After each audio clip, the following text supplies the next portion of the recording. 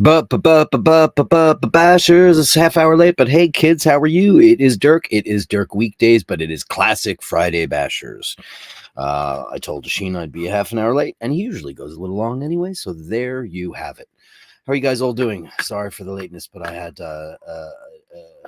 an early morning with the dragon, and it went absolutely nowhere. So that took up most of my day, and I'm happy to be with you today. So let's see who's in the room. Oh God, Ken Furby's number one again today. Oh my God. Look, this is getting embarrassing. Dirk, thanks for the song. Well, I guess you get another one right away. But you know, I'm going to have to start doing, I'm going to have to start mixing it up because I didn't realize that people were going to be winning it so many times in a row and they just get the same song with different lyrics. Maybe because God, it would be really hard to come up with a new song every single day. Anyway, I hope you enjoyed it, and I'm glad to see you at number one. You've become quite the basher, Ken Furby. Amazing. In the meantime, read the program notes and upvote and subscribe. Love to Dirk and one and all. Love to you, Ken Furby. You are a legend. Andrew Wolkowicz with Canadian 20 balloons. Congratulations, Ken. Amazing. Ken's on a streak. He just can't lose. He just can't lose. Everyone should upvote and subscribe. Ever notice that? Have a nice day and enjoy the next 24 hours. Both mean the same thing. Ever notice that? Have a nice day. Enjoy your next one. Does anybody say enjoy your next 24 hours? Is that a Canadian thing? I have never heard that before. Enjoy your next 24 hours. It's very weird. Is that like good day? Like, you know, trying to drag out those words in Aussie. But one sounds nice and the other not so much. Be a blessing to others today. Thank you, darling. And let's give you, it's $20. So let's give you, what do I got? Let's give you Gong. I haven't done Gong Woman in so long.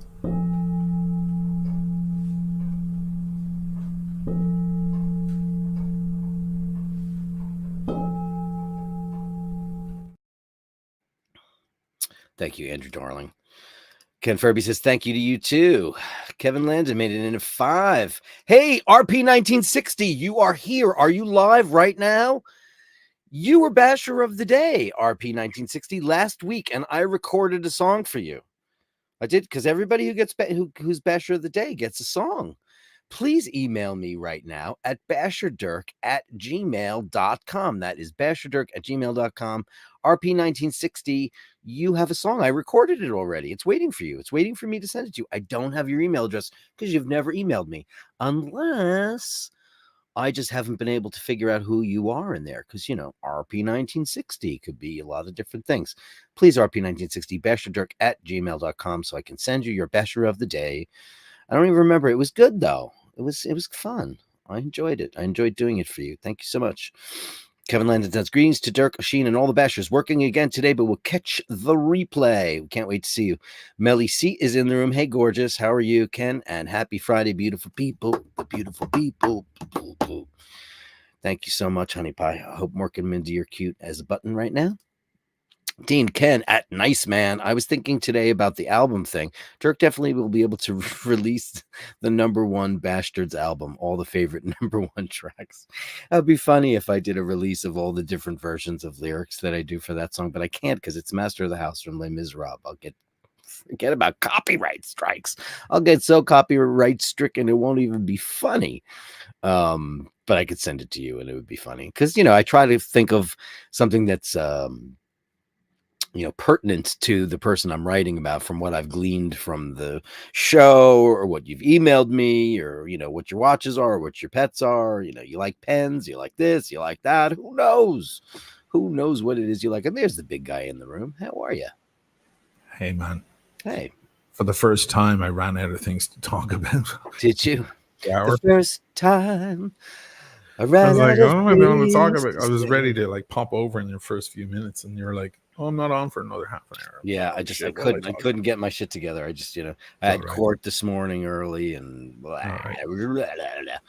here's a funny story since you said for the first time, and I thought of Roberta Flack when I was, because you love to tell your little stories on there. I'll tell you a funny story. When I was an intern at Atlantic Records when I was 18, I was in royalties. I was on the royalties desk, so I had to deal with some artists who. Anyway, Hmm. Roberta Flack called in.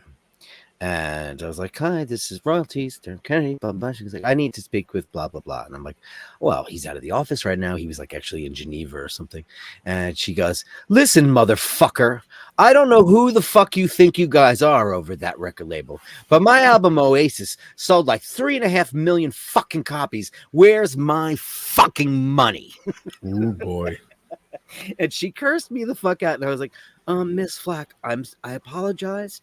Let me get somebody on the phone for you right now. So I told somebody in the office, and they were like, oh shit, she's a total cunt.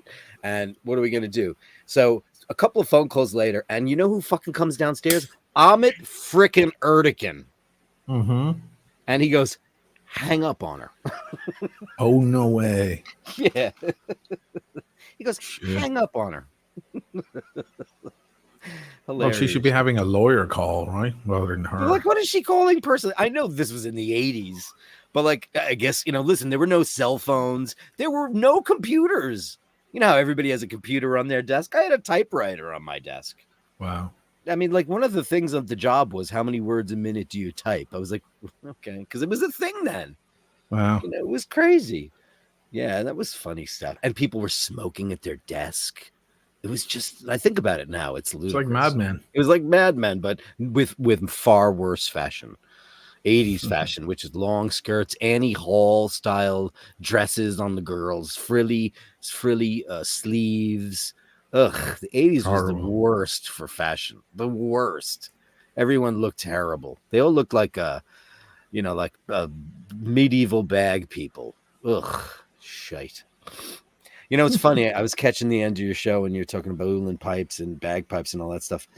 I was like, you should have played like the slow shit with the Ulan pipes, like where the ballads that destroy your soul. Yes. Not the jig and reel crap. No, but that was the guy that's what he was playing on the street. Oh, he's playing on the street. So I was showing him play live and showing the vibe on the street with all the youngsters going to the pubs and stuff like that. Oh, yeah. So it all worked, I have actually other pieces like Davy Spillane pieces that are all that kind of mystical stuff. Oh, but it's magic. Nothing made it into the edit, unfortunately. Yeah. Dean with $1.99 upvote and support Dirk's channel. Oh, you're very nice. Thank you. Yeah, guys. Anybody new to the channel who just came over, give Dirk a sub. Come on. Join the force. Let's give you Gong Woman 3.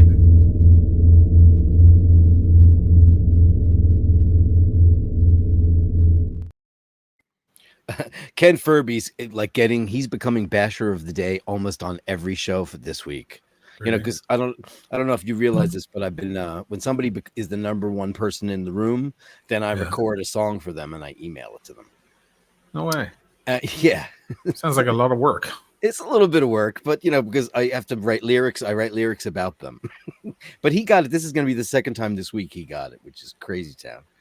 Shane McG with €10 super sticker with a Guinness. I would love a fucking Guinness right Me too. I'd kill a Guinness right now. Fuck, I'd kill a Guinness right now.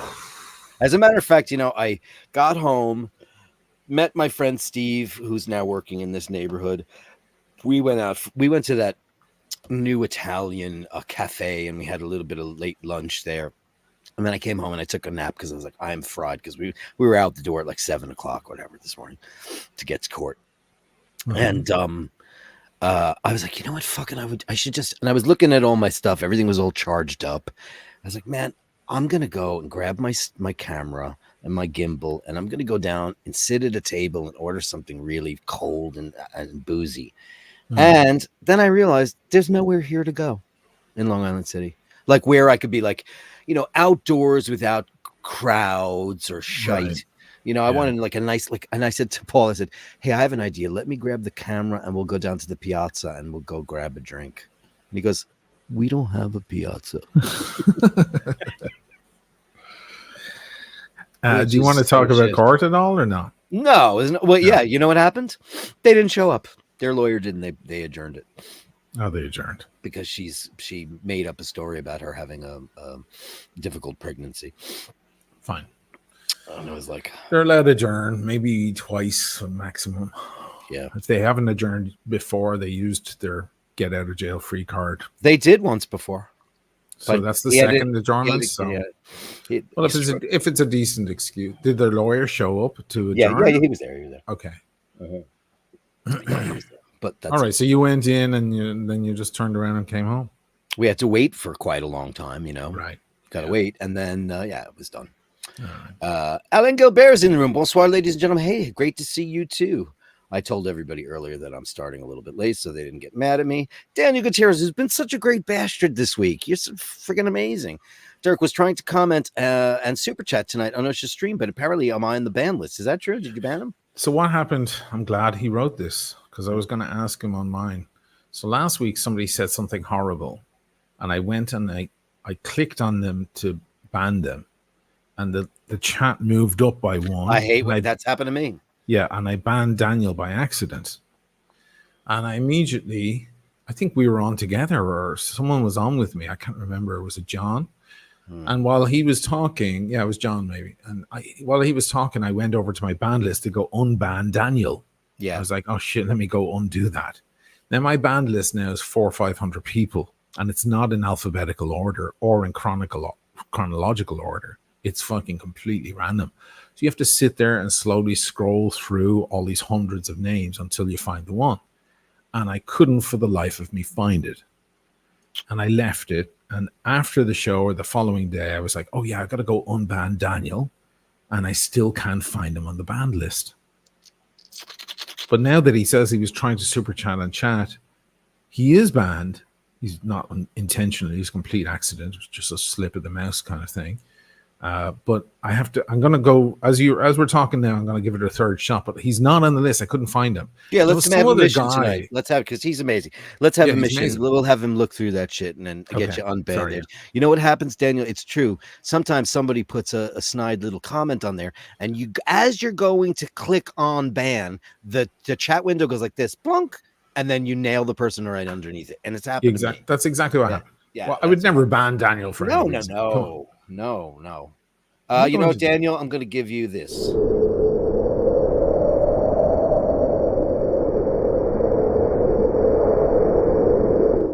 Because you're nuclear. Sorry about that, kiddo. Who's a funny comment here. Where was it? Shane McGee says, you're not banned, Daniel. I tried to super chat 6,000 euros last night, but the fucking YouTube wouldn't let me roll. Damn it. I wonder what the biggest super chat of all time on YouTube was. They have a cap? You can only, there's a cap of $500. Oh, it's a cap of 500. Mm-hmm. Wow. That's crazy. Hey, Travis, great to see you in the room. Hello, Dirk on the Bashes, and Glenn Parker's here. Dave Fahrenheit 451, and Fergal's here. Good evening to all the Bashers. Oh, Andrew got in the room. I'm late. I'm fashionably late, so at least we get to see it. And Dave Fitzsimons, did you get my email, Dave Fitzsimons? I sent you. And can we clear something out? Can we clear something up? Because your name only has one M. I say Fitzsimons, but I think I originally said Fitzsimmons. And he goes, it's Irish, it's Fitzsimmons. I said, but it's got one M. So can we know what the correct pronunciation is? Because I don't want to mispronounce your name. You're a Patreon. You've got this great new idea, which I am implementing this week. So if it's Fitzsimons, just write the word Simon, like the name Simon, Simon. That way you know how to say it. Yeah. Billy G's in the room, Manny Perez in there. Hey, Chris on the Upper East Side. It's been such a long time. Do you like Boston? Hey, Mart. Yeah, sure. And there's Bronson. Hey, Dirk. Looking forward to the show. Fun, subscribe. This is one cutie kitty cat. Travis Watts with the big $5. Speed up my speedy from Service Center this week. Yay, looks brand new. Well, where are the pictures? Did you send them? Who's a Gmail expert? Are you a Gmail expert, Oisin? No. It's messy. Can I just say this about Gmail? Thank you, Travis Watts. Let me give you a ding. Let's do everything Google is messy. YouTube is messy as hell. I guess it is. Let me just give this to Travis. So, my emails come in, right? And I have them on my other screen for when I'm doing Gallery of Bastards, right? And I can see that each email's got photographs attached to it so I can show them in the gallery. Great, right? Fantastic. Well, something happened the other day. All of a sudden, it's just a straight up list, and I can't see which email has an attachment and which one doesn't. So I have to hunt and peck to see which ones have. That's really very, very, very bad for the show. And so I even texted Dana because she used to work for them, and I was like, she knows all that shit. But I figured it out. It turns out it was conversation view, and I turned it on, and then all of a sudden, out of nowhere, all of the emails now they have the pictures, but they also have every conversation I've ever had with that person in one thread. Oh boy. I'm like, come on, Google. Everything was working so seamlessly. Because when I'm just doing the gallery, undo that. I've change. tried everything. Like, I just want the email you just sent me and the pictures that you sent me. And when I click on it, I don't want it to open up into this big giant litany of fucking yesteryear, which is crazy. I don't know. It's like I'm just such not a Google person, even though I'm apparently moving over to an Android phone. Next stop, Android. I'm Did done. Simon clarify? I'm gonna I do it. didn't read. Did he? Hold on. Did Simon clarify? Because I'm not reading. I'm looking through the list of bands. Hey. Okay, Fitzsimons. Okay, good. Got it. So it's Fitzsimon. Fitzsimons. Yeah, Fitzsimons. Wow. There we go. Never heard that name before. So, Travis Watts, you know what my email is, right? It is basherdirk@gmail.com. That's basherdirk@gmail.com. Please send pictures of your Speedmaster. Are you saving it for Speedy Tuesday? I totally get it if you want to do that. That's grand. I would love it for Speedy Tuesday. Can't wait. Friday nights, we just shoot the shit, right? Yeah, we're just going to spitball the whole night. Hello and good afternoon, Dirk, and a good afternoon, Tron folks in the chat today. Kind blessings to one and all. Tips cap. If I had a cap, I'd tip it to you. You papal bastard. You look at you. I love that painting. God, the band list is so bad. Like, the names in here are just horrific. I can't even read them out. Oh, they're probably like skeezy fuck 01. Oh, they're just horrible. Yeah, big tits, stuff. like it's just sloppy gee 64. It's all just horrible stuff. It's really bad. And Daniel is not here. I mean, he has to be. Crazy to me. No, he's not. This is my third time checking. Let me ask you a question about it, though. On the band list, since I have no experience with that, when you're on the band list, does it ban the screen name or the person's actual email associated with it? No, it's all screen names. Oh, it is? Yeah, so it should be Daniel Gutierrez or whatever. Interesting. Andrew's like, did you send pictures? I think he's going to wait for Speedy Tuesday. That's cool. Speedy Tuesday is the day we do it. When Dirk was an 18-year-old intern 20 years ago. Yeah, me arse, lovely. Adrian Rader, shoulder pads. Oh, help. Oh, yeah. The 80s. Everybody had those shoulder pads. What the fuck was that about? All the girls with their crazy big hair and then these giant shoulder pads. Whose idea? No one looked good in the 80s. Just watch Annie Hall. Just watch that movie. Even though is that 1980 or is it 79? What year is Annie Hall? Because you're the Woody expert. I don't know. What's the difference? I mean, it's 1 year difference. No. Well, what's generally true as far as fashion goes is like if it's 1972, people are pretty much still in the late 60s. So usually like there's like a 2 or 3 year gap of when it finally starts to the tides turn. Andy Dufresne's got 2 cans of Guinness in the fridge. I want to. Yeah, I'd love a Guinness. Yeah. I'll be back in a second. Is there any good Guinness in LIC? I don't think that there is. He's trying to unban you right away. You heard the story, right? It was a mistake. Can you please let me know when you unban me? I'm going to Ireland soon. Need your help with suggestions. Oh man, we're sorry. He's looking. It's happened to me too. Somebody said something really nasty about somebody who was really great on the show, and I was just like, pop, and then I did the wrong person, and it was really horrible. I'm so sorry. It does happen. Travis Watts is going to send them for Speedy Tuesday. Yay!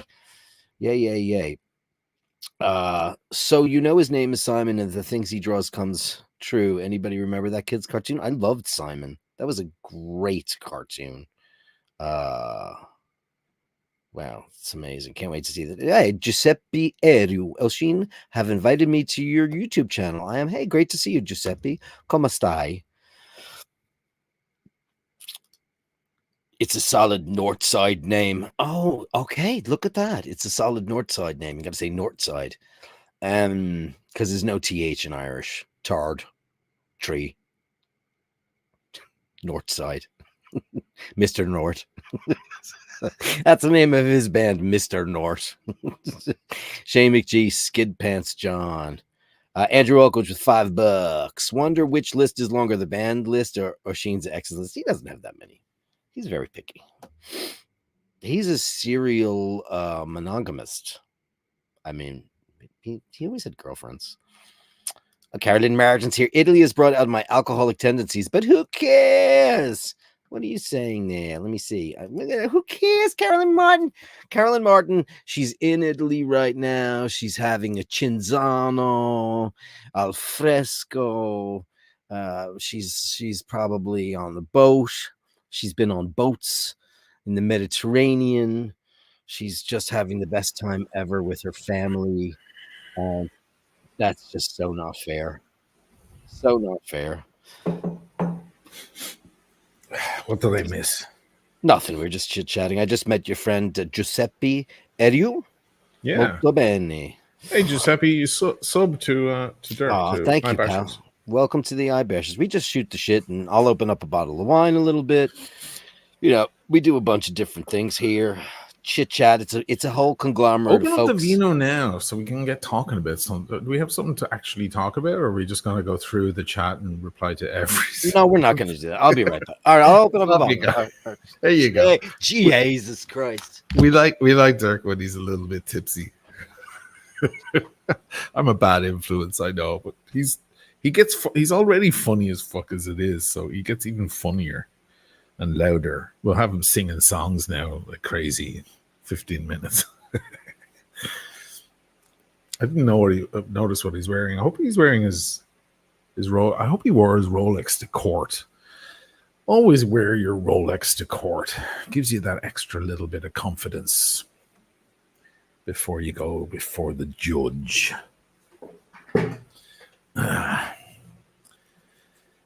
Big number 50 upvote. Yeah, come on, go with it. There's 160 in the round. Let's go with the upvotes. It's right down there. Right down there. Usually. What do we got? This was a gift from my friend Mike. It's a wine I don't know very well. It's called Bel Campari. It's an Umbria wine. Let's have a look. There it is. All right. What's the producer? Arnold Capri or something on the front there? Yeah, Arnaldo Caprai. Caprai. Okay. Arnaldo Caprai. 100% Does it say the variety? Oh, it's Merlot, 100%. 100% Merlot. That's weird. I know. Also, are you wearing your Rolex? Yes. Did you wear your Rolex to court? Yes. Good boy. Attaboy. That's what I'm doing. That's what I like to I'm hear. a ball of. But it's so funny, you know, because her guy is a super watch dude. And he's right. That's every time I see him. Yeah, and you always talk to him. What did he have on today? I couldn't tell because he was wearing a really ill-fitting jacket today. I think he's lost a bit of weight because it just was. Usually he's quite the peacock, and he's got some crazy pieces, and they're all gold. He only wears gold. I love that. You know what? By the way, speaking of weight, so last night I went to the Griti Palace. Tell us more. Yeah, on the terrace. Oh, the Riva Terrace. For drinks, and it was super fucking comfy, man. You would have loved it. But I wore the Pini Parma pants, the slacks that I got for Florence that time for the PT Uomo. And when I bought them, they were quite tight up the top. In fact, I couldn't really close the top button. I used the belt to keep them on because I had a few pounds on me. I stuck them on yesterday with great fear, and they closed perfectly. I was like, oh, praise the Lord. Praise the Lord. Lost a few pounds, thank God. Summer, walking around in the heat. Probably that. Cheers, Probably. Slancha. Slancha. Cheers, David man. Simon says that his name spelling is proper North Side. Fitzsimons. Oh, I see. Fitzsimons. Fitzsimons. When I say it with a Dublin accent. Yeah, with the Dublin. Fitzsimons. Fitzsimons. Yeah, North now Side. it makes sense. You know what band he was in, right? Mr. North. Mr. North. Oh, this is very Merlot. Whoa. Yeah. Wow. So let me tell you about Gritty. So the friend who's in town, Bruce, he went by earlier to book a table. But they said, no, we don't book tables. Just come by if there's one available. We'll give it to you. So we just walked in cold. Now, his wife couldn't make it because they were doing too much walking, and she had her knee blew up a little bit. She has a bit of knee issues. So So it's just the two of us, but it was nice. And man, you walk into the bar, and it's just, oh man, it's so old Venice, and, like very opulent. The Gritty Palace is, for the audience out there, is one of the creme de la creme hotels, the Grand Dames of the Grand Canal. It's incredible. Yeah, let me pull up photos of the terrace. And so we're like, can we have a drink and smoke on the terrace?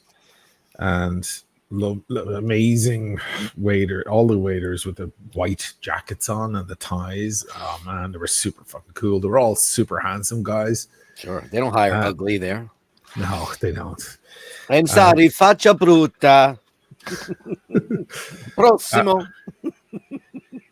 And it was just so great. And I looked at the drinks menu, amazing. And I went for a thing called the Gritty Special. And they were like, ottimo scelta, great, perfect, optimum choice, sir. And they explained that the drink goes back all the way to the 1930s. And he said, Bruce was like, I'll take one of those too. Why not? Let's do it. They were $30 each. And they brought them out. They were tiny little drinks. I'm gonna snort that up my nose. That's terrible. What was it? It was a Campari concoction. It was very Milano Torino, but it had a darker taste, and it was really, really good. But I was like, the waiter was like, what do you think? And I was like, it's great, but I wish it was 10 times the size. And he said it's an optical illusion. It's actually more drink than it looks. I said, okay. And it kind of was, but we finished them pretty quickly. And then we had gin and tonics. And he had brought some nice big Monte Cristos. We were going to smoke them there. And he looks at me and he goes, listen, this is nice and all, but if we sit here drinking, these cigars are like an hour and 20 minutes each. Like, I was like, yeah, you're going to run up a bill of like $1,000. So I was like, you know what? I'll tell you what, this is a great experience, but let's split corner pub. No, I said, let's go to the Piazza because they all know me and they give me a great discount around there. Sure. So we sat in the Piazza having the cigar. So it was great anyway, but it was a nice experience and everybody was impeccably dressed and oh fuck. It was cool. Wow. Can you go on their menu? Can we see what they have there? I'm gonna have a look here. See, you know what? The best thing to do is maybe look for photos that people took of the drinks. Yeah. Terrace Raw. Whoops. Drinks. Because people post stuff. Let me look for images here. Yeah. Don't know if you're seeing. I'll grab a couple of super chats. Travis Watts went wine shopping this week and brought home 3 bottles of Barolo based on your recommendations last Friday. Thanks again. I didn't do it. Obviously you did, but we did talk about Barolo pretty extensively last Friday. You probably did on your show too. Thank you so much for that. $5. Let's go more cowbell.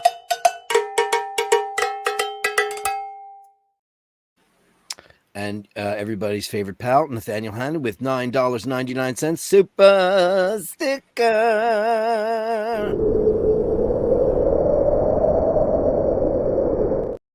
You rock, Nathaniel. Thank you.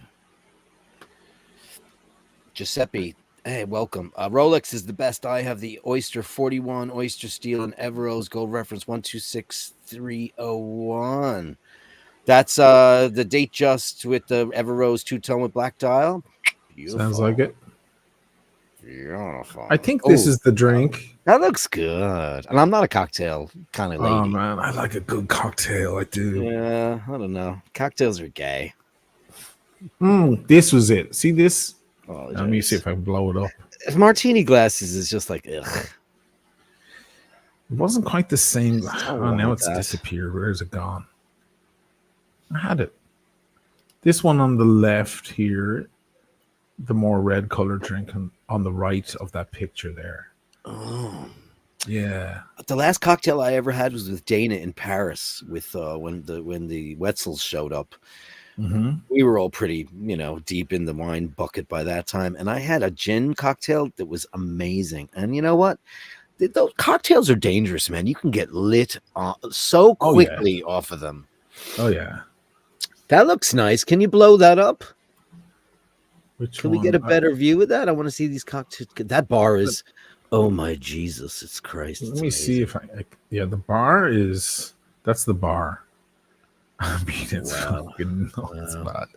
And yeah, if you get one of these these vodka martinis, they make them for you right there. They have the Hemingway table in there at the restaurant, of course. Eventually, if you hung out there, you'd eventually, because you're turning into him anyway, you'll eventually get that table. Right. Yes, I'll definitely get that table. That's one of my goals in life is to get the walk in and say, the usual place and the usual drinks, please. And they bring you a stag's head. They also have the rooftop. Let me show you photos of the rooftop. I haven't been up there. I didn't know that the Gritty had. Is this new? They have parties. We're going to see a lot of parties up there soon because of the film fest starting next week. Yeah, we won't be able to get up there because it'll be Florence Pugh and fucking Nicole Kidman and people like that. She's not going to go to something like this. She's not fun. Let's face it. Nicole Kidman? Fun. Yeah, she's not going to go to a party. Florence Pugh is. Florence Pugh is going to be a party in a bag. Oh my God. I want to have drinks up here with Florence you want to have drinks and more with her. And more with her for sure. She's your girl crush du jour. One of them. Oh, definitely. Yeah, you love her. Yeah, she's great. You described her perfectly. Her beauty is like she should be on a coin. Yeah, she looks like some countess. Yes. Yeah. Oh, yeah. I love this art. Look at this. Isn't it gorgeous? Yeah. It was great. Look at these rooms. Yeah. So my old friend Mary Schwartz, first time I ever heard of the Gritty Palace in 99 or 97, she said, me and my husband always stayed at the Gritty Palace. I'm like, what's that? And then she shows me these pictures. I'm like, oh, wow. And then when Paul and I went in 99, we went over there and we had a drink in there. And I was like, this place is amazing. I'm sorry. I know we love the Bower and all those fancy places and the Excelsior, but the Gritty is the cuntiest. It is. It's so cunty. It's very the Amman is the only one that compares, man. Yeah, but you know what? That's a whole. You know what the Amman is? It's new money. It's new money chic. Right. Gritty Gritty is old. Classic. This is where the Contessa stays. This is where royalty and presidents stay. And you know what? High rollers, Vegas dudes. All the and you know what? You did the right thing with advising me not to wear shorts. I wore those nice slacks. I did wear a linen white shirt. I wore nice slacks and the Ferragamo loafers. Bravo. Thank God, because everyone was so well dressed. Of course they were. You're at the Gritty. You're at Riva. I mean, it was sick, man. I was like, dude, you would have looked like American trash if you went in there with shorts on. You might as well put flip flops on. I have nice designer shorts, but it doesn't matter. It doesn't now. I don't care I'm so glad my knees weren't out on that fucking terrace. That would have been an embarrassment. Yeah, it's horrible. Yeah. It wouldn't matter if you went to Lord Piano and Taylor blew you while he was crafting your shorts. You can't wear shorts in a formal place. This is why everybody needs a gay friend. We all need a gay male friend to help us on the phone when we're on our way to something like this. It's just You were like, it's evening. You're not wearing fucking shorts. So I'm like, okay. Let me iron my slacks. Yeah, Lemon, what do I look like? A farmer? The best line ever in 30 Rock. Why are you wearing a tuxedo? It's after 6, Lemon. What do I look like? A farmer? Greatest line ever. I mean, greedy. It was, I'm always sitting on the other side, always, and looking over. Yeah. And I love the places I go, but it was nice being on that side and looking back. Look at that shit. I don't even eat fish, and that looks good. Oh my God, yeah. Did you not have food there? But you've eaten there before, though, right? I haven't. I have not. I don't think I've eaten there before. We didn't have food because we immediately kind of recognized that if we're going to sit there for an evening of chats and hours smoking, his bill, because he was offering the drinks, he was really nice, and the bill would have been $1,000. This is the AP guy, right? No, that's happening on a different day. I can't say when or anything or where for security concerns. But can't say where or when. But no, that guy will run up a bill of 5,000 or 6,000 just like last time. But he's in a different money bracket. Which guy's the Amman guy? Neither of them. I don't want to reveal anywhere. But no. I don't want to name. I don't want to name. But was last night's guy or the next guy's night? Is the next guy's night? Oh, okay, yeah. Yeah. So you guys will be drinking like Petrus or Lafitte or Latour. Latour or Lafitte. Yeah, and if we end up going out to dinner, it'll probably get heavier. Yeah. Wow, that's crazy. I'll bring the sticks. That's what I'll offer the sticks. He can pay for everything else. Langostini. What's he making here? Do you like langostini? You like langostini? You like them? Of course. I don't know. You won't eat anything. You and are by such the way, a picky eater. When they do a raw fish dish here in Venice, like he's doing there, they have one at Linea d'Ombra. That shit is unbelievable. It's porn. It's amazing. It looks like they're making risotto with it. Yeah, they're making risotto. Yeah, of course they are. Yeah, I make a good risotto. I love to make risotto. In California, shorts are formal. That's hilarious, Travis. You know what's even funnier? What goes on in Las Vegas, the way people dress. They wear their best dirty T-shirt to a restaurant. Like they'll have a printed T-shirt that says like, keep on trucking or, some catchphrase, and they'll have stains on it. And they'll be wearing shorts that they got at Foot Locker. It's disgraceful. Look at that risotto. By the way, it's always on a plate in Italy, and meanwhile, every time you order risotto in America, it comes in a bowl. Yeah, but it's piatto non it's going to be too hot. You need it on a plate. You need it on the plate. Yeah, always. I mean, I've had risotto in Milan, and I have to say they know how to make it. In Milano, some of the better saffron risotto. Sure. Yeah, greater.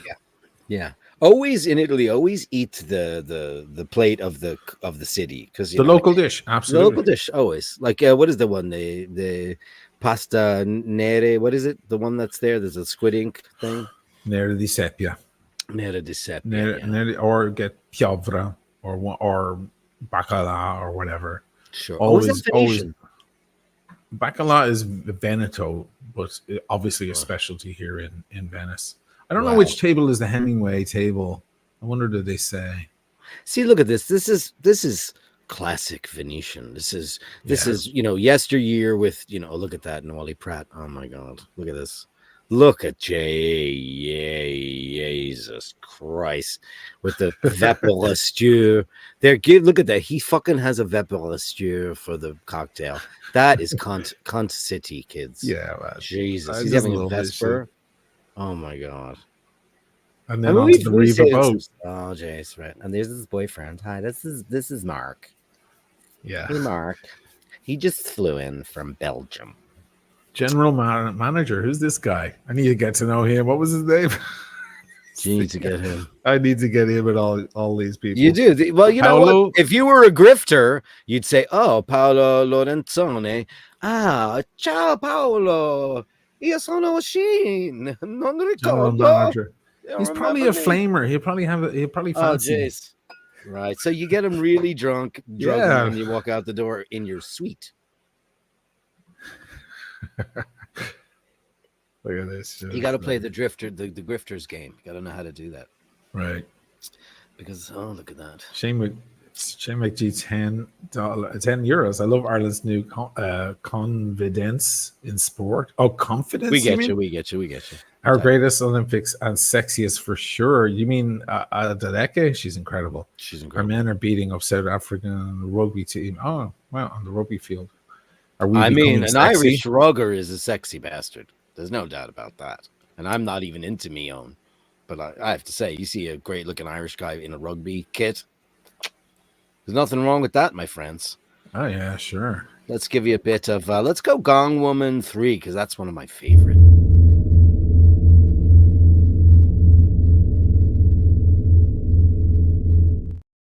This is a while back, because that boat isn't there anymore. Oh, is that gone? It was there when we were there. Yeah, it's gone now. I don't know if they're restoring it. Can you believe that? I haven't been there since 2021. Shit, that's when. But you see, the bower is still going to be there. Look, you can actually see it out of the corner of your eye there. And they're going to ruin the bower, right? They're going to destroy the Art Deco beauty. I don't know what they're doing. And who owns it now? It's a big consortium. Like, is it Hyatt or some crap? Yeah, I think so. That's Alessandra. How the fuck did she lose that hotel? Look, the Bowers. Yeah, Alessandra sold it. The Bower's still there. So this is a couple of years old at least. Yeah. This video. We stayed in the Bower Palazzo, and it felt like the 1800s in there. The hallways were, and we asked, why are the hallways so wide? Because the fashions of when the hotel was built, women wore big giant hoop skirts. Yeah, well, think of all the stuff around Carnivale. They have to accommodate for that, like huge wide skirts and big costumes and stuff. These guys are interviewing the guy on the Riva boats. Oh yeah. You want one of those really bad. I'm going to move to Italy, and I'm just going to get myself a Vespa, and I'm going to be good to go. Yeah, that's all you need. Ciao, ragazzi. Ciao. That's all you need. Ciao. We saw one today. It was beautiful, right parked outside the cafe. It was like this amazing metallic blue, but it had this kind of iridescence to it with like a saddle colored leather seat. It was so fucking beautiful. But those things are very, very expensive. I'm trying to think. Oh, what? Yeah, they are. The vintage ones definitely, but they're also, they break down all the time.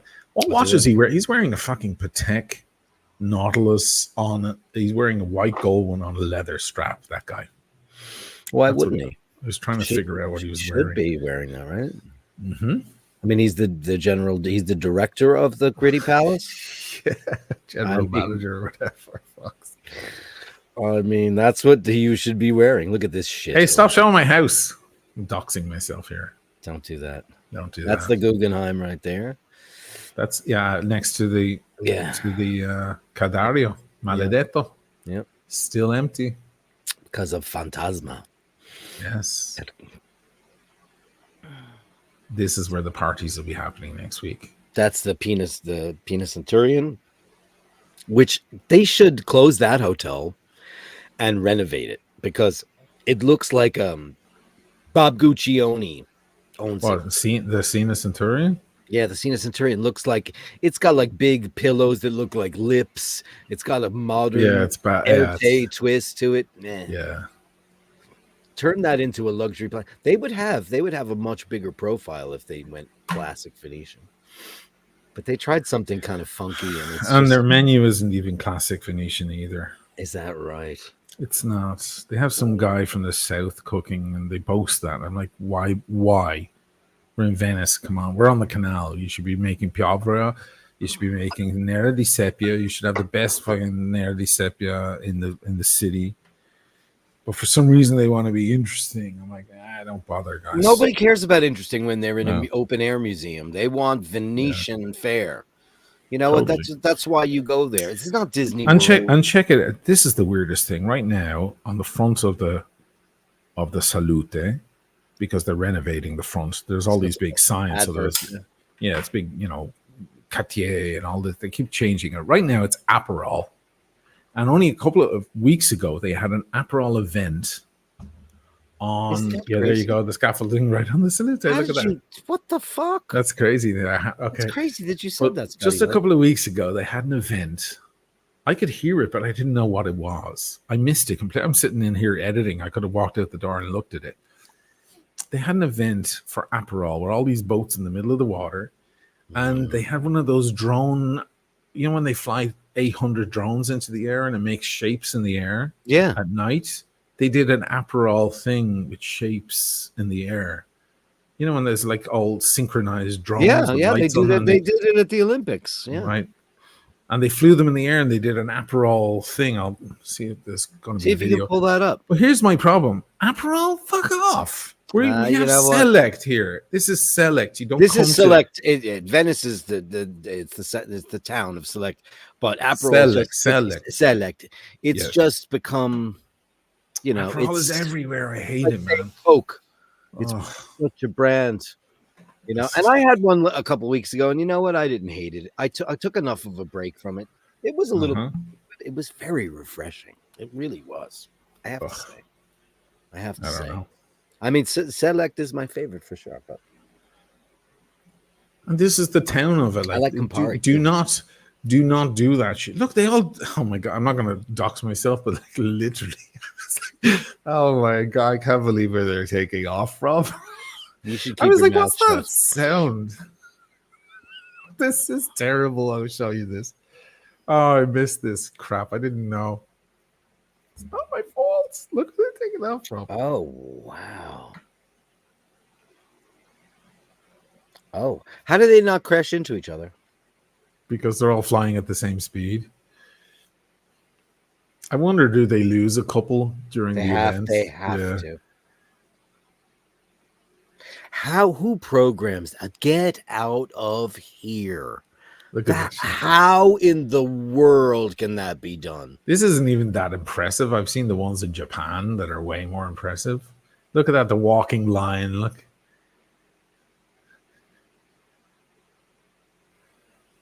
How did I miss that? I'm fucking ashamed. I cannot believe that exists in this world. Oh man, you want to see what they do in Japan? This is like, and they're also flying a drone through it to film it. There's an extra drone with a big camera on it. Is it all look, GPS? They did the gondolas and everything. Look. Is it all just? Well, yeah, GPS? I mean, of course. Oh, look at that! Wow, dude, we live in a reality where they can completely AI generate an actor perfectly. We're not. This is not even. Look at that! Oh my god, the Rialto Bridge. Oh my dear God! I could have seen this from the window. What the hell? When did this occur? What was I doing? This is 2 weeks ago. Were you not in town? I was here. Are you sure you were there? I don't know. Was I editing? Did I have the headphones on, or I don't think you were there. Off in my own world. Were you not in Milano? No. Was I in Florence? I don't think so. No, I wasn't. Because I heard a noise and I was like, "What the hell is going on out there?" And I couldn't. I looked out the window. I was like, I didn't know what was happening.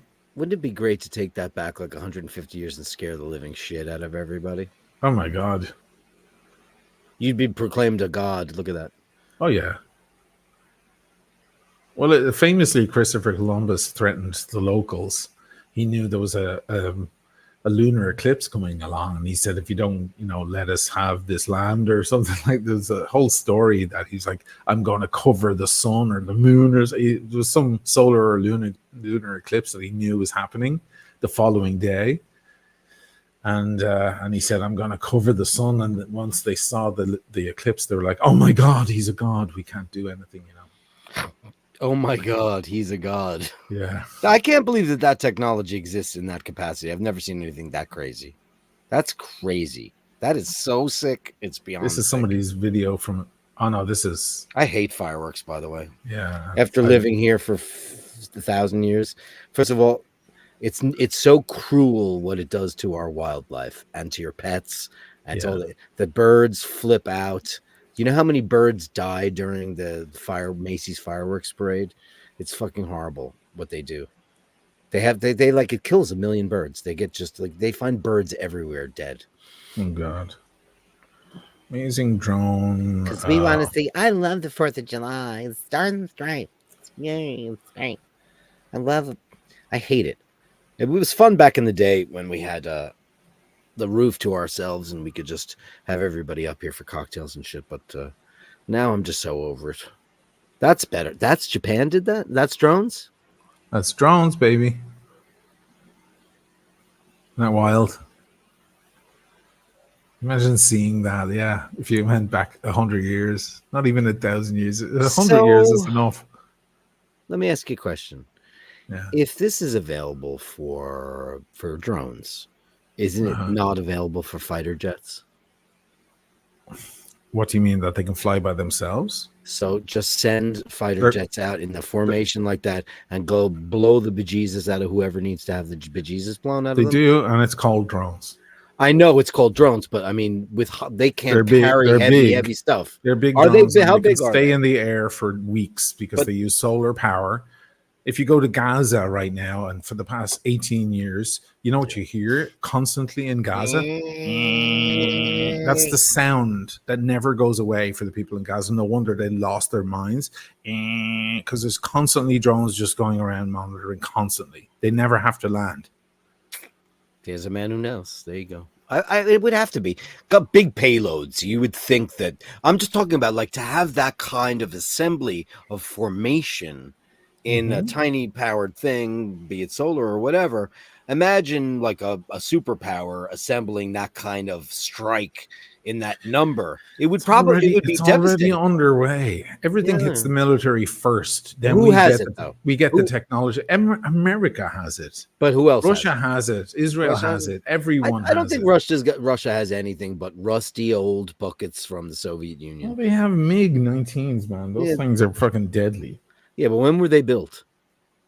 Well, all the best fighter jets were built a long time ago. I mean, the F-35 and the F-22. I mean, the F-22s is like 3 of them. They can't fucking pay for them. And they stall. They have issues. The F-35 is billions to make just one. Yeah. Here's Patricia. Hey, Patricia T. Great to see you in the room. My Lhasa would hide in the basement. I had a dog for 17 years, and I would actually because everybody come over here for the 4th of July. And in the first couple of years, I left her out on the deck and we went up to the roof. Finally, what I did was I took her and I put her in the bedroom. I put pillows over the windows and I tried to seal it up as much as possible because she would literally just stand there and pee because she was so nervous. It's just terrible. They don't know what's happening. What the fuck does Iran have? Iran has fucking nothing. No, people. Iran doesn't have that kind of nothing. Stuff. They have nothing. They don't have nothing. They have something, a lot, but they don't have that. They don't have that. They don't have what the United States. Do you think Iran has nuclear weapons? No. We know they don't. Yeah. We've done everything to stop them. They don't even have one. I did a whole show one time talking about Stuxnet. That it was the virus that went all around the world that melted their cores. No, Iran don't have it. They need to make one because otherwise they're going to get blown to shit very soon. The moment they build one, the conversation stops, and then all the threats from Israel stop. That's why they want to. Yeah, that's the reason. Once they have one, then they can go, okay, now you shut up. Because now it's an even playing field. As we've now learned, the Iron Dome is really kind of like that.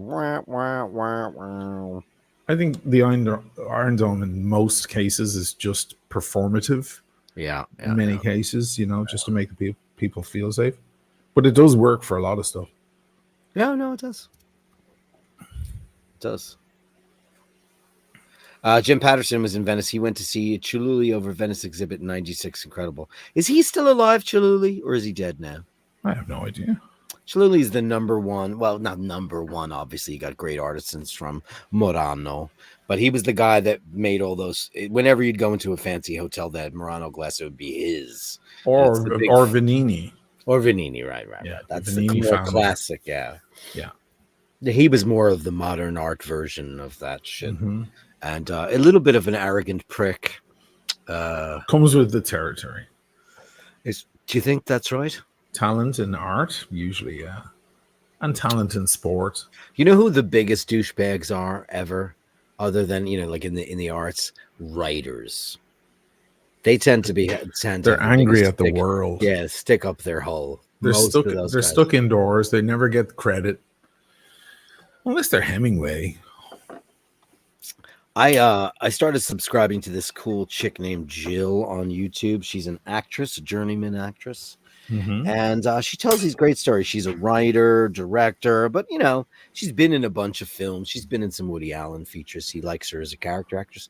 She tells this story about working with William Hurt, whom we all love. William Hurt, Love him. He's fucking amazing. Passed away a couple of years ago. Passed away a couple of years ago, and he's got a reputation for being very, very difficult. Mm-hmm. And apparently, it's all true. And she talks about it, and I didn't bring it up in last night's show because it was like, why do we argue? Pick your battles, etc. But she realized that working for William Hurt was so valuable to what she did. She decided to just use a stiff upper lip and Anya pour. Paul's asking for an Anya pour, so I'm giving it to him. And this guy was absolutely out of his fucking mind. Like, he'd be so gracious in public, and then he would turn around and explode on her. You ruined everything. My career is shit, because he had such a low self-esteem issue. And this guy is an Academy Award winner. No one thinks William Hurt wasn't a great actor. In AI, he was fucking ridiculously brilliant. But it was absolutely amazing show to watch. And he was a total dick. I guess people in the arts, it's always amazing to me when you see a successful person like a Don Henley or somebody who has a really bad reputation and they're so successful. Like, dude, you've got the freest, greatest ride in the whole wide world. What's your fucking problem?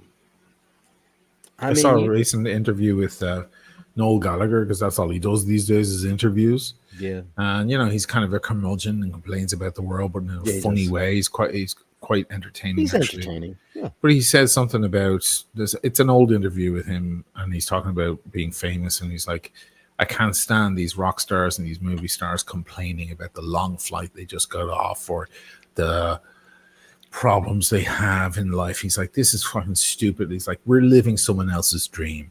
Yeah. He's like, you know, there's some kid out there in some bar in Ohio somewhere just playing someone else's songs for $100, and their dream is to be stepping off a flight with jet lag in Australia or in Los Angeles. We're living someone else's dream. Shut the hell up. This is a dream life, and even when it's hard, it's still a dream life. And I was like, bravo, man. You're the man. And he comes from the 90s, which is amazing, because the 90s were the king of that.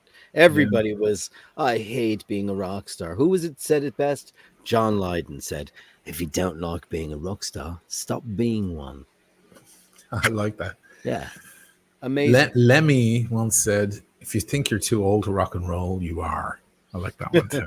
There's a lot of great quotes, yeah. So I was hanging out with my friend Steve after court today, and we went out for a bit of a bite, and somehow Samantha Fox came up. Does anybody in this world remember Samantha Fox? Page 3 girl.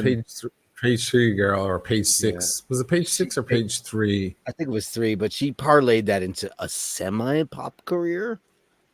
She was Lemmy's girlfriend. She had a song called Touch Me. Oh, she was Lemmy's girlfriend. For a bit, yeah. She had a song. She had one song called Touch Me. I want to feel your body. It was a crap song. Oh my God, that's her. Touch me, touch me. I want to feel your body. She was a sex symbol in England. You know, I was 9 years old, and I was like, oh, she's hot. She had big rack. There's another one as well, Sabrina. She was Italian. She had huge boobs, and she had a stupid song as well. Every now and then, these girls would just pop up. An Italian with big boobs. Where'd they find her? Yeah, I know. She's probably the only one in all of Italy.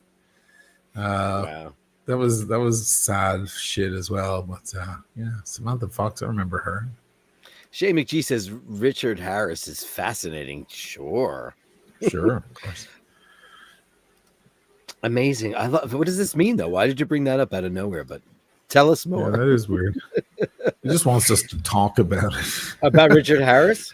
What did I just read? Richard. Richard Harris. Oh, look at that. John Doe said. Hold on, John Doe said big in Germany until today. Is that Samantha Fox? Oh yeah, boys, boys, boys. That's the song, Shane. Is that her song? Sabrina. Boys, boys, boys. I'm looking for the good times or whatever. It didn't make it on this side of the pond, I don't think. No. because that's But that music it was that's called just freestyle. soft porn in the video because she's in a swimming pool and she's like her bikini's falling off her and she's like, boys. It's like, I don't know that song. so bad. What was your thing about Richard Harris?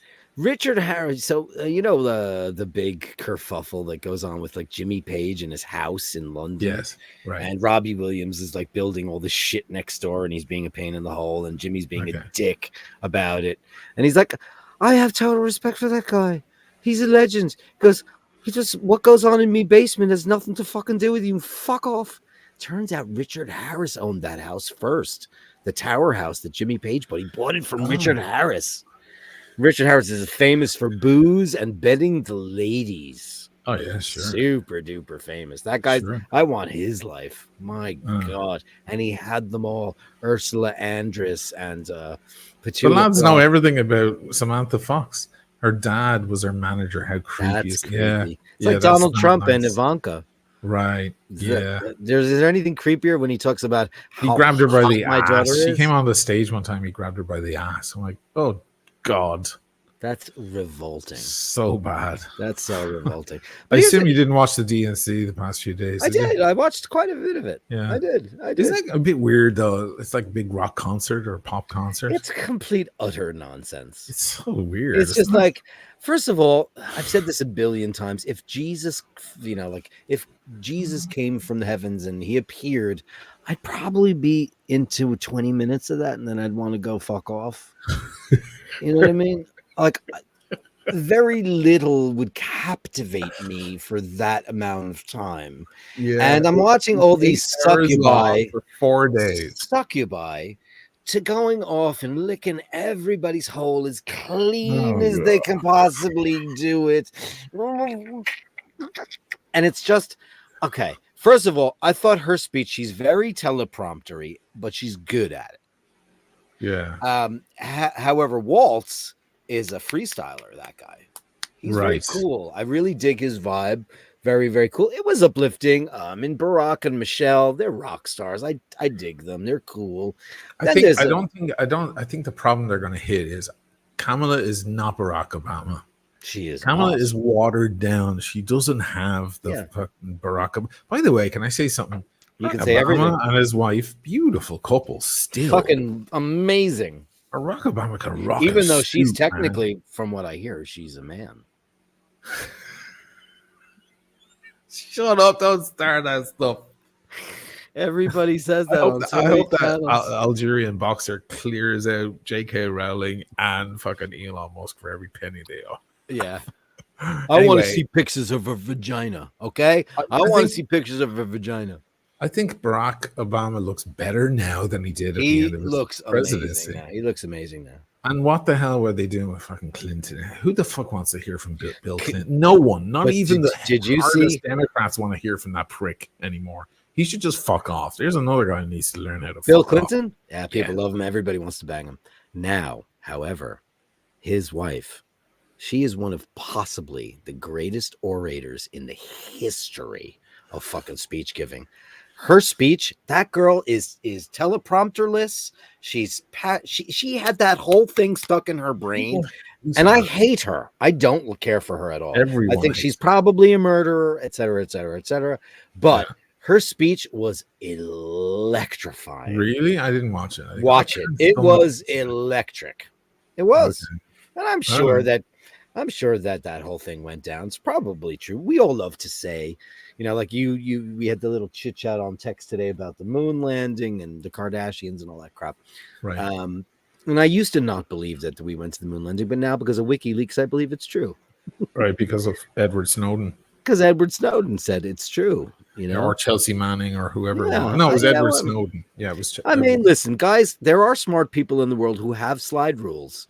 Yes, they had computing power of a calculator. Probably less than that. Probably. It's not the reason you disbelieve it. No, it's not the reason. I mean, it's one of the reasons is, trajectory and inertia and all the mathematical things in order to make that. The most crucial part to me is like, okay, lunar lander coming up and bang, we've connected. That sounds so impossible to me. for 1969. I go a lot deeper on it, but it's all right. I'm not going to get into it. But You go deeper on it for political reasons.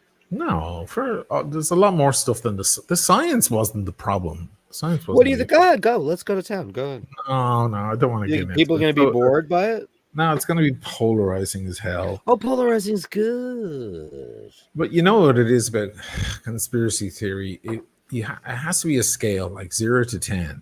Yeah. So 10 being, oh, it never happened. It's completely staged. Stanley Kubrick directed it, blah, blah, blah. They're lying to us about everything. Chemtrails, blah, blah. You know, you just believe all the shit, right? Sure. 0 is like, no, of course we went. Tower 7.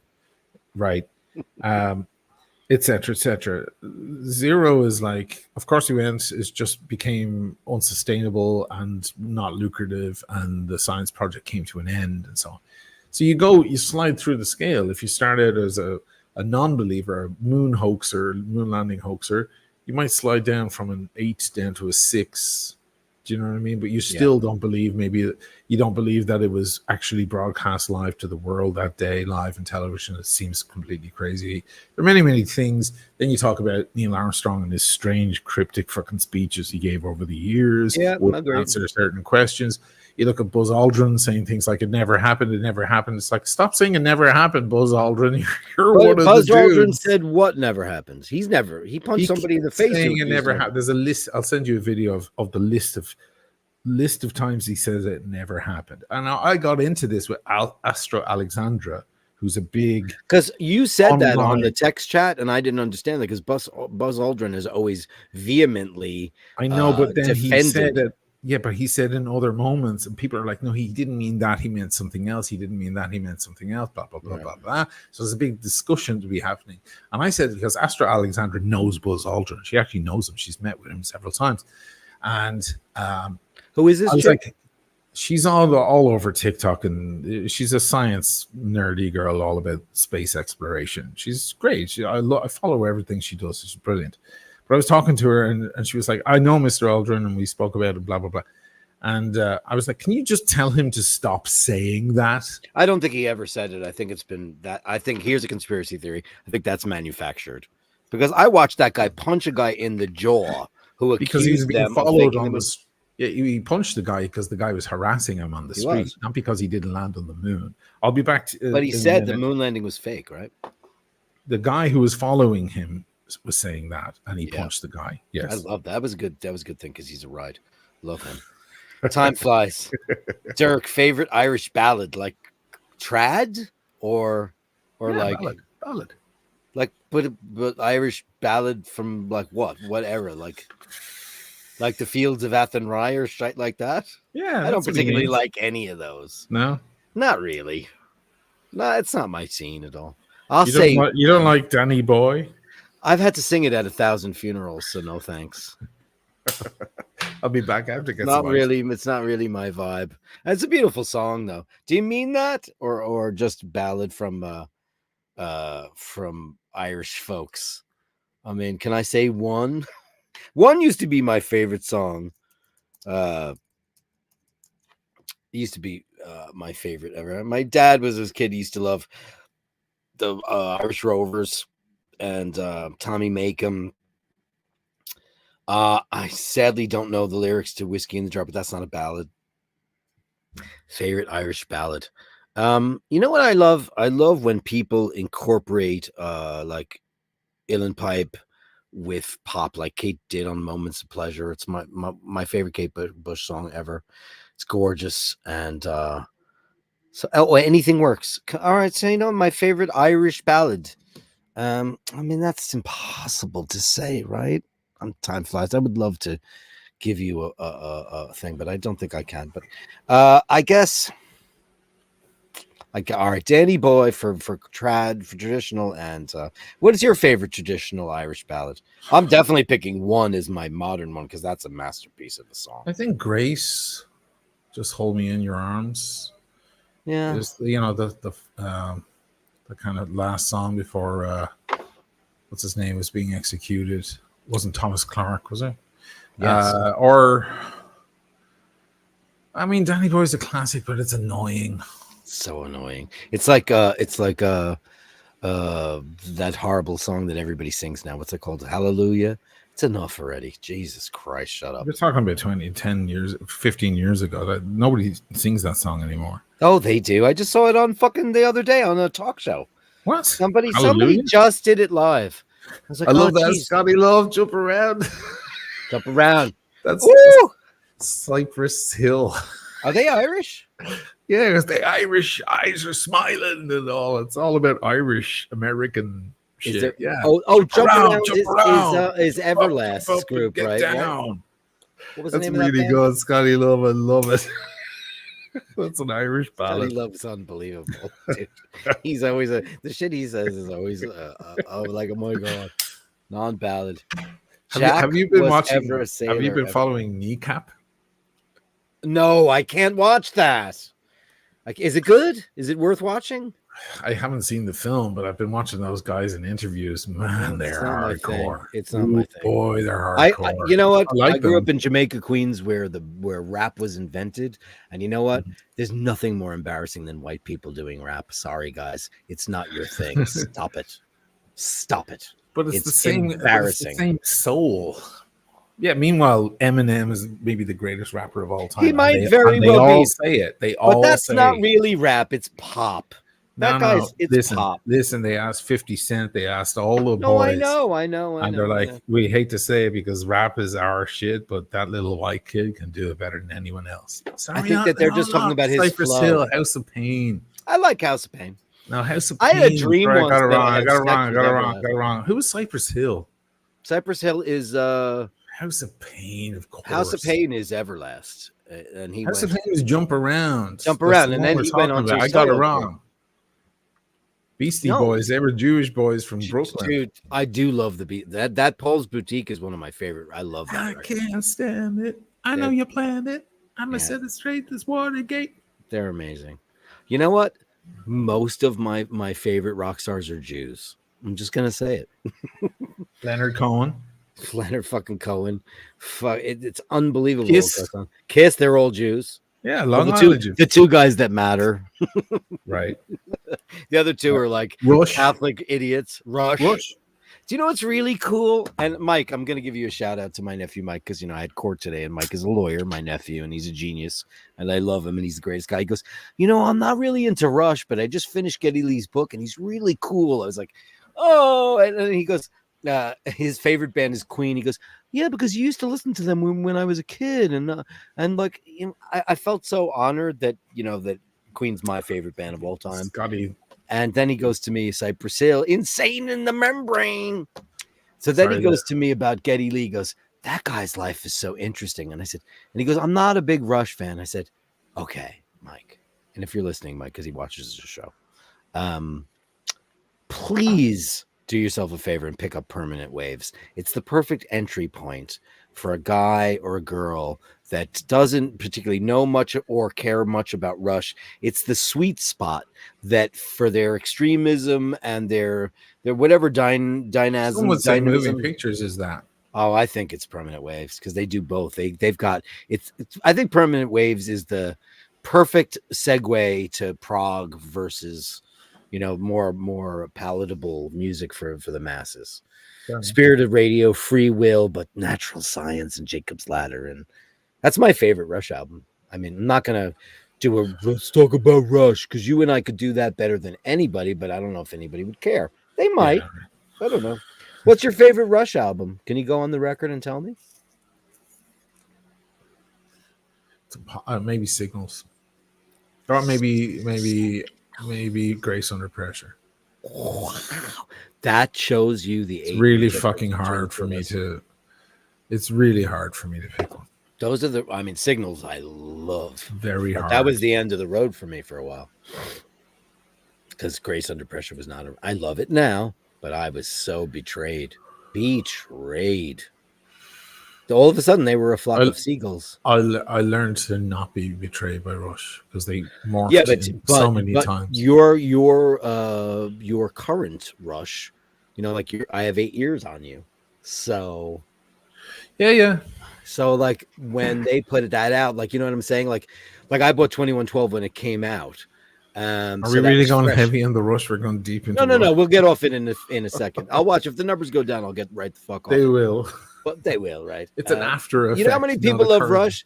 Don't forget that the assistant to the chief of security of the United States of America, she runs the Rush fan club. She's Is a that a nerdy fact? bitch. Yeah, she. Did you not watch Behind the Lighted Stage? Our numbers just went up by 5 points. Did you ever see Not Behind the because we're Lighted talking Stage? about rush. No, I didn't. Oh my god! Please watch that today. Okay, I will. Tonight. It's that great documentary. She talks about running the Rush fan club, and there's pictures of her in the White House. It's amazing. Right. Anyway, long story short. So are you still not to be? We're going to keep politics very light. Okay, we're not getting heavy. I don't care. But after because the DNC just ended, yeah. are you still convinced that she'll take the presidency? She's winning. She's 100% winning. Wow. No one wants to go back to that. No one wants to go back to hatred. No one wants to go back to bigotry. So crazy. No one wants to go back to my money was misogyny. on Trump like 2 months ago. Well, it was because there's no way that Biden could have won. No way. This is wild. It was incompetence and dementia versus sociopath. That's what it was. Now, young, she's 59. Yeah, she looks young too. She looks really young. Does. She's got her 49. husband's cool as fuck. He's a sweet guy. He's lovable. Did you see him crying throughout the whole DNC? He was so proud of her. His kids, her stepchildren, adore her. They were crying and holding up signs like she's beloved. And you know what? Listen, man, it's time for a woman to run the United States. That's true. That's been true for ages. Just Hillary was not the right woman. It's time. That's Hillary been Clinton true for a long right time. woman. She's a diabolical thing, and you know, she probably I don't know. I don't know if she likes girls or I don't know what their deal is. Nor do I care. It's nobody's business. They're a power couple. They were in love in college, and that was it. That was that. Yeah. Do you think they were in love in college? I think she saw in college. Maybe he's a Rhodes Scholar. He's a super duper intellectual fella, but that guy just can't get. I can't get it out of my head. That guy is the ultimate Lothario. He just can't say no. Bill Clinton just can't say no. He was addicted to sex. And he's not a great looking fella. I'm a gay dude. I'm attracted to men. However, I would be like, I don't care how big that guy's dick is. Who cares? He's so weird. He's got rosacea. He's got he's not an alcoholic. Yeah, he's not an alcoholic. He doesn't really even drink. But he's got it. It can be hereditary. It's very Hibernian as well. And he's got Irish in him. A lot of Irish people do get that at the end of the day. Yeah. Neil Peart had it, but he was a Macallan fiend. Oh, he was? Oh, wow. Oh, yeah. Neil Peart drank Macallan. Neil Peart we're back on the rush. Well, no, I just quickly said people who have the cauliflower nose, which is, W.C. Fields. Yeah, whiskey will do it to you faster than anything else. I have to be careful not to do it to myself. Look. Yeah. You don't have it. No, but it's I haven't drank a lot of whiskey lately, but that's not your. You like a great whiskey. But... I do. I'll drink a bottle of whiskey, no problem. Yeah, there was a time I remember when you were really into that Johnny Walker Blue. That was the Londa shit when you were doing that record. Yeah, that's right. I was telling the audience about it because I was stalling for half an hour while you were getting ready. I was like, what am I going to talk about? And I got onto that. Yeah, it was part of the budget for the record. That was terrible. Oh, that's cool. Oh, you actually had it in your. It was in the budget, yeah. Well, in the 70s, you know what was in the budget for Rumors by Fleetwood Mac? Cocaine. Tons of cocaine. Tons and tons of cocaine. Because back in the day, that was like saying, "Oh, I need a bottle of Advil." What about Quaaludes? What happened to Quaaludes? That was a huge thing in the 80s, and now they're banned. 70s, 60s, and 70s. It was. It's a downer. It's a depressant, and they were made by a company called Squibb, and Lemon 714 was the biggest. That was the big thing, and everybody was into. This is what. These are different types of Quaalude. Yeah, there were a couple. Lemon 714. Look, even Scotty Love said it. You guys are encyclopedias. Yeah. And I I didn't don't know. suggest Lemon 714. Yeah, that was the big thing for Quaaludes. I thought Lemons. Quaalude was like a fun party drug. No, Oh I'm God, wrong. no! It knocks you on your hole. Boom, you're out on Oh, your you're arse. just out. Oh god, that Yeah, doesn't sound it like just fun. makes you like, yeah, man. You know, I love you, man. It's like you drank way too much booze. I've never done it, but So just me, drink way Mimi, too much don't booze. get upset with me because I love you and you know that. And I loved your brother, but I grew up with a guy named Steve, Mimi's brother, and he was my friend before I was friends with her, and Okay, she's my lifelong, you know, BFF girlfriend and all that shit. right. But I knew Steve because we went to school together. And Mhm. he liked Rush and Pink Floyd and all the shit that I loved when I was 14. Right. So we gravitated to be friends. But Steve was into getting high and I was not. And he had this I kind of faked it for a while and hung around in his house and we listened to music while they were doing bong hits and passing it around. And I would just go like this. Okay, thanks so much. You know, Yeah. it wasn't my thing. But Steve was super duper into lewds. And him and his friends, they used to like, there was a guy in our neighborhood who I just found out just recently died. And Lemon 714 was the one. And what basically this is what it would do to you. It would just make you like this. What's the point? And then you'd put on Dark Side of the Moon and say, fuck me, man. Oh well, okay. It would just make you feel the music. Oh, I've sure. never been on anything that made me feel the music other than air. Other than liquor, I don't know. I mean, have you ever you've never gotten high? I know that. No, I don't. No, I was never into that stuff I at know. all. We're just not into that I shit. like a glass of wine, and then I'll watch. Like the other night, I watched Hosier live on the Did you internet. enjoy there. that? I enjoy. I was drinking some. What was I drinking? And I was like, I'm gonna put on. I just put out that video that I did the other day, and I was like, okay, it's out now. I've got a couple of days to kind of just regroup in my head. So I stuck on rather than working on the computer, which is all I ever do on computers these days. I put on. I was looking for a concert. One of my ex-girlfriends, the crazy bitch from Staten Island, she was great for that. Like we'd rather than watch a movie, we'd watch a concert like Depeche Mode live or Sure. whatever, and we'd watch the whole concert because you can find them on on YouTube, and you watch Glastonbury live or one of those things. And she'd be dancing around the room, and just like loving, just enjoying the concert. And we used to love watching concerts. And so I was watching. There's a lot of people going nuts about Hosier right now. Like women across America, young girls are going. They're all in love with Hosier, like obsessed. He's not attractive. Listen, to you have very specific tastes. No, I don't. I understand. Yeah, I like, never. I met don't you think before. Brad Pitt's I don't know attractive. who you are. I Yeah, don't of think Brad course you Pitt's don't. to Of me, course, but I exactly. get why you think so. Okay, well, I get it. women Hosier looks all like Tiny over the Tim. world are going nuts about Hosier. It's Really? all over fucking Instagram. Don't say TikTok.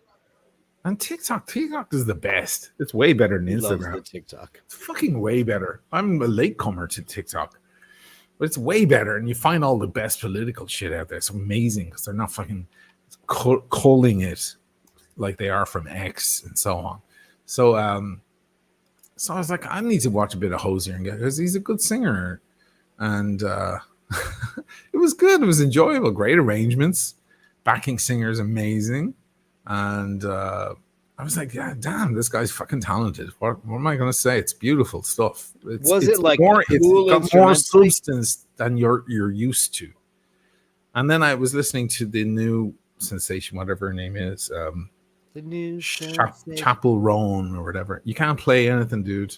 Oh, I'll you're just tell you. looking at her. I'm just like, he looks like Sean down the pub to me, doesn't he? Right. Hey, your man Patrick there, right? You see him? I'm going to play a little. I think I put it on my Instagram. I mean, he just looks so fucking Irishy, like garden variety. And he's also got very strange ears, though, right? Look at that weird ear. He's got no ear. They don't care. They love his soul. They love all of that stuff. He's got to take you to church, but that's it. Yeah. Does he have more songs than that? He has. He's got I Like My Whiskey Neat, that one. That's a good title. Yeah. Let me see if I can find I like this. my whiskey neat. Why did we not write that song? Yeah, why didn't we write it? Amazing. Clever fella. Let me see Now, if I can find listen, really just to funny. be just to play devil's advocate here, Mhm. your ex-singer is a way better looking guy than that fucker. Well, Colin has had model looks. Yeah, and This- a much better singer than that guy. Yeah, I don't know. You need to go through it, dude. You need to go through it. Okay. I'm gonna share this because it's kind of funny and Go it's ahead. not gonna get us banned or anything because it's just a fucking posting. Let me see if I can get I have to do the Chrome tab. There's a lot of reverb on that song, Take Me to Church, by the way. Yeah, there's a big church reverb on the whole band. It's actually kind of cool. Tell me if you can't hear anything, okay? I went to the Hosier concert. Did he hose you? I'm so in love with this Irish man, this Celtic beefcake. I'm smitten. I want him to run me over with a fucking forklift. His voice is ethereal, okay? It's crafted by the Seraphim. And then after every single song, he would go, "Thanks very much." Thanks. And I would piss and shit and jizz. He sang one of the new songs from his album, and he was like, I wrote this song because I was inspired by when something is made cold by flowing water. I don't know what the fuck that means. What kind of gibberish? The man could read the Gettysburg Address to me, and I'd be frothing at the gash. He has the audacity to stand there with his 6'4" ass and his acoustic guitar, talking about how he spent the pandemic in the countryside. Holy fucking shit. Holy fucking shit. I would amputate all of my limbs and drink Drano for 5 minutes in the countryside with that man and his fucking rich chocolate tresses of hair. Andrew Hosier Byrne, if you're out there, my name is Julia. I Irish danced between the ages of 7 and 10. I'm funny. I'm a D cup. Oh, jeez. She's just gone mental. There's so many clips like this around the internet of just women, especially American brilliant women. Irish accent, brilliant. Oh, she's really funny, but brilliant. There's so many of them going, "Oh my god, I just discovered Hosier and now I'm in love," you know. So I don't know. Anyway, I watched it. She might have a future with the ladies in reality, though. Oh, her, sure, fine, whatever. Yeah, I'm definitely getting that. Okay, that's fine. I mean, listen, an accent can drive anybody to the bed. That's for sure. No, he's a good singer and it's good music. It is. Check it out. I mean, and the other one, Chapel Rowan, she's exploded as well. I was listening to her. Oh, stuff. That girl you're pushing. Yeah. She's okay. She's okay. I was listening to you know what here's my synopsis. It's Taylor Swift for over 21s. Oh, that's a smart way. It's Taylor Swift, but with like one of her songs, she's basically describing how she's with a guy who's calling her casual, like they're not together, they're just casual. And then she's saying, "Well, yeah, you were eating me out in your car the other day. Are we still casual? You introduced me to your parents. Are we still casual?" Like this is a family show, Oisin. Okay, just so you know. So I was like, but it sounds like Taylor Swift kind of music. So I was like, okay, so this is just the adult version of Taylor Swift. That's what this is. And she's massive. Dude, she had the biggest audience in Lollapalooza history the other day. Who did? Your girl there, yeah. Chapel Rowan. I'm talking about. I didn't go back to Rush. There was a no, I won't do that. But I'll go to another 90s icon. You know, do you remember when Alanis Morissette said, "Would she go down on you in a theater?" And the whole world exploded. Right. That she had the audacity to say something so graphic and so sexual. And now it's just like, stick your tongue in me hole. It's just, there is no fucking boundaries anymore. And they're pushing it. They're pushing it. And it's like, you know what? Getting you to open up to new music is a fucking waste of time. Who, you or me? You. Yeah, but you stop it. You can't possibly. Don't pretend you like that shit. It's crap. That's just like, it's infuriating. It's infuriating. It's crap. It's crap. But she's like, she's a bit of a ride, and she is. She's not a Chapel Rowan, no, at all. She's cute. No, Chapel Rowan, no. So who was I talking to? Oh, Michael, my nephew, who's a great barometer. he's fucking amazing guy. So smart and funny, and he's a lawyer. So smart, and he listens to great music. And I asked him today if he likes Lana Del Rey, and he was like, "Yeah." I was like, "You know what?" 'Cause she's like, because I heard something earlier today, and then like an hour later, I was in the new Cafe Santa Chiara in Long Island City, and there was like a reggaeton remix of video games. Yes, there are a lot of remixes of video games. She should go get since they're available in the United States of America. She should go to Walmart and she should go get something with a bump stock, and she should go shoot everybody who wrecked her fucking music, because it's the most beautiful fucking her music. If you don't get Lana Del Rey, you don't get it because you just don't get it. She's one of the most ethereal, beautiful, and natural. I have to say, thank God for Ozempic. She looks better now. She looks great, than 10 years ago. I mean, she was getting really fucking heavy, really heavy. And it's gone. In less than a year, it's all gone. She's the Lana that I fancied when I first saw Lana in 2010. Sure. She's the same Lana. Yeah, she's fucking cool. I like her. First of all, she's a beautiful thing. And I don't care that she comes from trust fund money and all that shit. She's an artist. Yeah, I don't care. She's an artist in the way that when somebody says they're an artist, it's like when somebody calls himself a poet, and I get really annoyed by that because other people should call you that. She's truly an artist. Her music and her endeavors are so. And you know, she's Billy's favorite. She's Taylor's favorite. She's the queen to them. By the way, is Taylor Swift going to do anything about the Swifties for Trump horseshit? You saw that, right? There was an AI generated thing, like America Wants You with the hat, but it's Taylor. And Trump retweeted it, and I was like, "Oh, you're gonna piss off the wrong woman now because she doesn't like you at all." Little Miss Lawsuit is gonna fucking go for you now. Taylor's very litigious, by the way. She brings everyone to court. Everyone. Did you find it? Are you looking for it? There's like wild shit going around the internet right now. It's actually quite fun.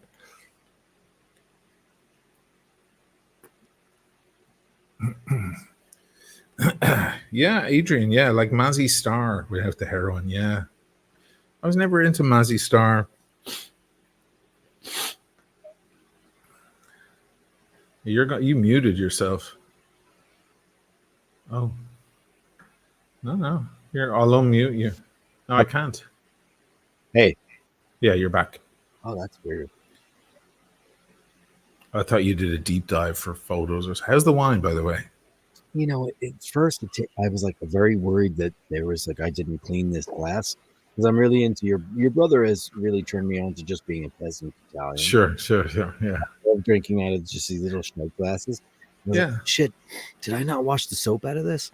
Oh, so you're getting a muskiness from the wine. Yeah, I'm getting a muskiness, but it wasn't the glass; it was the wine. But it's mellowed. It's a 2018, and it's nice. It's not. I mean, now it's not what I love. You know what I love. I love what you love. We have the exact same taste in wine. Sure. Sheen and I have the exact same taste. We don't disagree. Except you like you do like Unico. I like the Spanish stuff. Yeah. Yeah, that I've tried and I don't. Big fan of Spanish. So like they'll have like a fucking $1,000 bottle of amazing shit, and I'll just be like, enjoy. Because it's a waste. Why wait? It's like why? Like that would be like saying, who's the hottest girl in the world right now? Oh, don't ask me. No, I'm asking you. Who do you think is the hottest, sexiest girl in the world? The biggest ride? I mean, they're all on Instagram. You wouldn't know any of them. No, none of those people, because they're not really famous. Well, I did it. You don't watch any of my episodes. I don't blame you. But I do watch them. I did a Friday night thing a couple of weeks ago where I was talking about girls that I'm into, and I went up levels. I started at like Instagram girls with hot bodies, stupid girls with brainless, but they have, and then I went up kind of through actor. I ended up kind of on the top 3, and I think my top 3. I just went up in class, and then I went up to the Holy Grail, the Vacheron Constantin, Patek, and AP, and they were Kate Blanchett, Kate Middleton. Yeah, wow. And what was number 3? I can't remember. But then I'm showing photos of Kate. You love Sofia Vergara, though. That's one. I do. Girls. She wasn't in the top 3 though. I can't remember who was the third one. That'll tell you something. But anyway. Anyway, the point I was trying to make was, you give me the sexiest girl you've ever met in your entire life, and here's the analogy. Mm-hmm. And I'm gonna want to cook with her or talk about boys. Sure. Or it's wasted on me. It's just wasted. But I can appreciate how beautiful she is, for sure. Oh, Shane McGurk likes Rashida Adeleki. Who's that? So I'll show you my Instagram again. She is our one of our Olympic stars, and people are freaking out because she likes Palestine. She's probably, but she is the child of immigrants. Okay. We were coming in this morning, and there's so many Irish and so many young girls with the Rashida hair bobbing. You've set a trend. I know. I didn't even realize. I just really liked wearing the white bow. I think it was really cute. And now there's some people wearing. I guess that's just a glimpse of what inspiring the next generation is. She's got a Dublin accent on. She's stunning, right? And then there's all these. There's bit like, look at this one. Oh my God, she is freaking gorgeous. She's crazy gorgeous. Yes, bitch. Yes, bitch. There she is coming out. Look. European under-23 silver medalist last year. Now Rashida Adeleki. Look at that. Wow. Yeah, she's strides out onto the track looking calm and composed, and there is a huge Irish presence in the stadium. And there's a huge Irish presence, and it's a black girl. And imagine the fucking controversy. Hey, listen, what was our original rock god in Ireland? Phil Lynott. Phil Lynott, black boy. You know what? He was our pint of Guinness. Are not racist inherently in any way, shape, or form. They're not. The race. Some of the racism. No, now it's crazy. I watch your sister's channel. I her posts. Some of these guys are. But that's like the new wave of America, which is a country built on immigration. I don't care if it's illegal or if it's illegal. Of course, you all want legal immigration. It makes sense because you got to do the numbers, you got to do the math. However, like I said about homeless people last night, nobody fucking wants to be homeless. Nobody chooses to live under a bridge. No one chooses to leave their country and go somewhere new. No one chooses that. It is the lot that life has given them. Yeah, you think these people fucking happened to you? Yeah, you think these people come from beautiful temperatures? No. Want to live in rainy old Ireland or England and eat fish and chips? They don't want fish and chips. They want their rice and their fucking. Jesus, this place is miserable. Every cunt with a long face. Fuck off. Nonsense. But they're running away from death and poverty and famine. They're running from death. Right. That's the what did we do? What did the Irish do for hundreds of years? That's what we did. We ran to every country in the entire world, and I'm a product of that. Yeah. All four of my grandparents are from Ireland. I have nothing in me. I have nothing but Irish in me.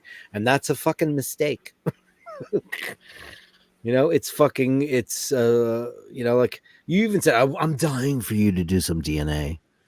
Because I think you got some interesting shit in you. Probably. Because you said, because she's the pirate queen. So you know what? Who knows, right? She was a redhead, though, apparently. She was a redhead. Yeah. Right. And that's no lie. Listen, I'm, her direct descendants were Burkes and Fitzgeralds and stuff. Yeah. I'm from the same family tree, but not from her because, No, you have to be related to her in some way. You have to be. The same family tree. Sure, but sure, what came out of, not to be, literally what came out of her were Burkes and Fitzgeralds and so on. They're direct. I'm from the same family tree. Yeah, you're from like maybe her brother or, yeah. It's like when my sister, who's same my spirit, sister's a redhead, and that's no lie. Yeah. She did our little family tree to find out. I don't want anything to do with the Bostonian Kennedys. It's actually way closer than we thought. So the Kennedys are from Sligo, right? Well, no. My mom is a Murray. So I identify as a Sligo Irish person because that's where we spent our time as kids. Oh, yeah. However, the Kennedys are from Palace Green in Limerick. So we did spend time there as well. but like most of our holiday time and summers were spent in Sligo, Mhm. only because my mom's family was there. My believe me, my family are very close to my Kennedy side, and they're all from Limerick. But we're only like if you look at the I think it's great grandparents. We're part of the great grandparents tree. Not that I don't want anything to do with them at all. However, but it's like it's just a family line, and it's just what happens. You get like two great grandparents back, and it's shocking to find out who you're related to. Whoa, Kate Winslet found out she was related to like Charlemagne. That's insane. It's amazing what DNA can do for you now. But no, the Kennedy side is all. Let me show you some more Kate Sligo. Winslet that It's I'm all- fucking obsessed with, because you know what I love that she does? Kate Maybe Winslet, this- everything. or not Kate Winslet, Kate Middleton. Sorry, I was thinking about the wrong one. But something I love that Kate Middleton does is she just wears a color. And everybody talks about, yellow. Right? Yellow is usually reserved for women of color. Look at that woman. You're obsessed with her. I'm obsessed with her. You should steal her. Man, Because she doesn't want to be the queen of She England. married into the best shit ever. No, she's going to be queen of England. And that's Yeah, the but end of you that should anyway. steal her from that because you're an Irish rogue, and And I do face reading, right? I talked about that, right? Before Sangmen, right? The old ancient Chinese art of face reading. You don't want to know what I can read on that face. You don't want to know that she's sexually completely unsatisfied. Extremely potent sexually. Oh, she's potent sexually. Oh yeah. So she's. And you're not supposed to do it without someone's permission. That's part of the old Chinese rule, but I had to do it on her. Can I make a statement here? And listen, I'm not body shaming anybody because I need to lose 20 pounds, but like, God, I love a woman in proportion like that. She's slim and beautiful, and she's got petite little breasts, and she's just so attractive and so pretty. She's gorgeous. I think she's gorgeous. I want her to be queen. I mean, she's queen. Fuck it. I'll bow to the crown. No, I won't. I'll never do that. You will not do that. I'm joking, but I'm like. Sheen has officially entered the realm. Entered the realm.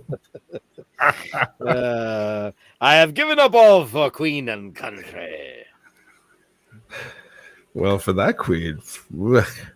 I know, guys have sold their soul. It's not just her looks; it's her style, her class, her demure approach.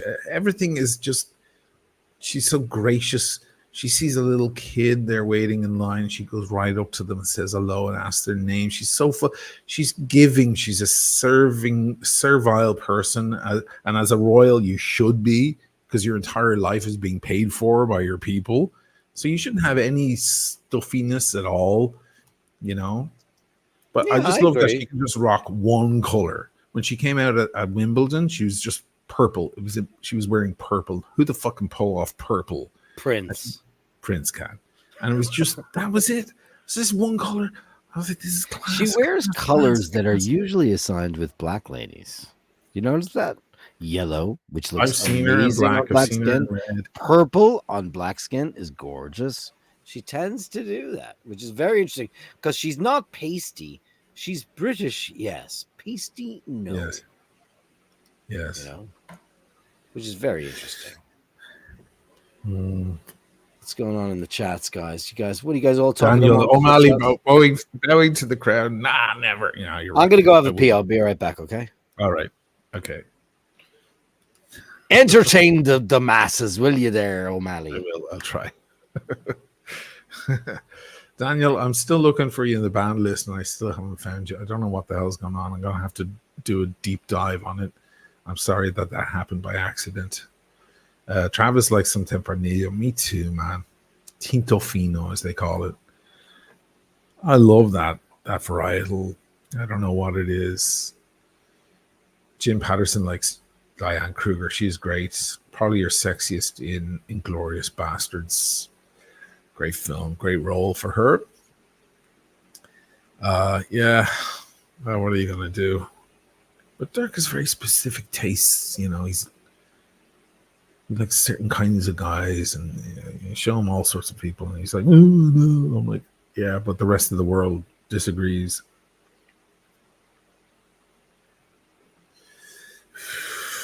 Numbers just dropping and dropping. Is this not entertaining? I think this is a really fun show, personally, but maybe I'm missing something. Should we be talking about watches? Maybe that's what it is. People are waiting to hear about watches. But I waffled on for 2 hours and didn't really talk about watches, and I had a big crowd. I know I have a big crowd normally, but I don't know. I personally think it's funny. Gonna talk Rolex now, huh? Nah, it's all right.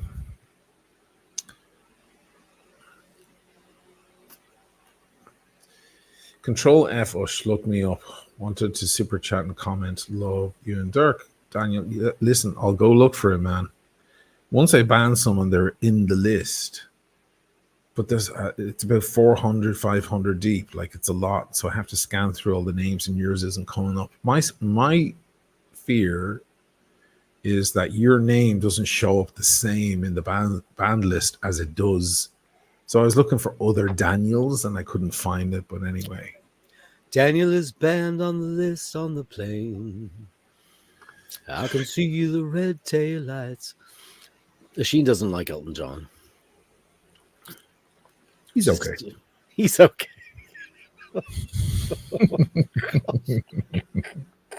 He's all right. I mean, can you feel the love tonight? I understand why you wouldn't like that, but fucking Yellow Brick Road. Oh my! Did you see Gina Rowlands died? You saw that? I right? did. I did put a little post there because I tried to watch A Woman Under the Influence. It was the most unwatchable film I've ever seen because John Cassavetes, as much as I like him as an actor, was a hideous director. Did you see Jon Stewart yesterday, by the way? I didn't, but I'll watch it though. I love it. I'll show a little clip. I don't think we'll please, if you have it. That's fun. It's fun. Man, this is like the smartest guy on earth. Yes, it's smart. They had union leaders and CEOs. They had Democratic Party icons and lifelong Republicans.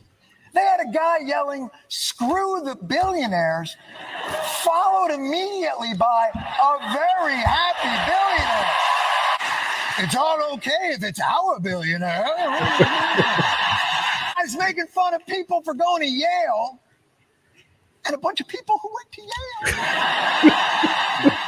They had Barack Obama and Jewish Barack Obama. The Democrats had people who prosecuted sexual predators and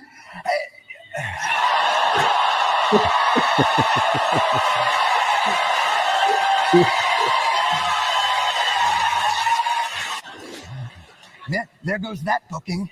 They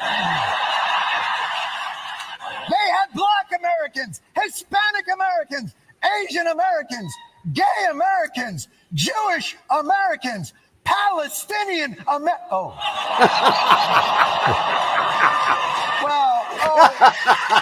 to be fair, it was only 4 nights, 8 hours a night.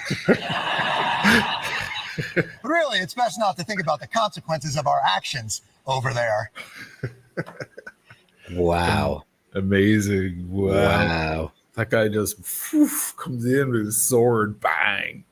That was really mostly fucking annoying throughout the whole thing, where it's like, listen, to all my Jewish friends out there, and I don't know what to say. You guys know what you went through. Think about what they're going through. That's all you have to say.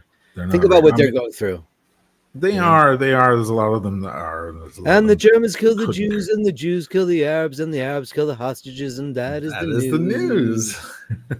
I mean, how can you possibly discount an entire race of people that have been oppressed and displaced and terrorized for 70 plus years and act as if they do not exist? How dare you?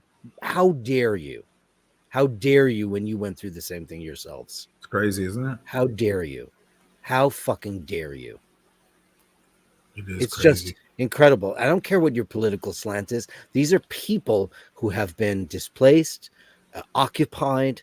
I had a conversation. No, it's with not. him. It's Hamas. It's Oh, it's so easy to blame that, isn't it? So easy. Hamas. You know what? That mother and that child and that and they're not fucking Hamas.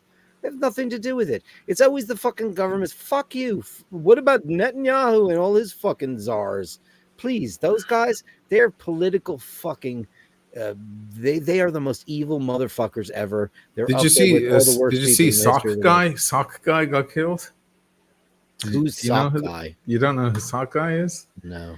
Oh God, you're not gonna like this. No. This guy is. I mean, the stories are endless of horrific shit, but this guy, he went viral a month or two, more than 2 months ago.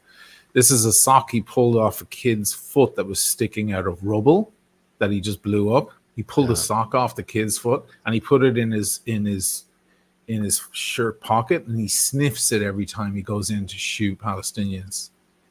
As a sign of victory, he sniffs the smell of the sock to think of his victory. The H group got him. They fucking shot him. I was like, where's the champagne? Sick motherfucker. Wow. Yeah. He's dead. He's dead? Good. Yeah. What was here's a gay quote for you. Betty Davis, when she found out Joan Crawford died, she goes, "It's not nice to speak ill of the dead. Joan Crawford is dead. Good."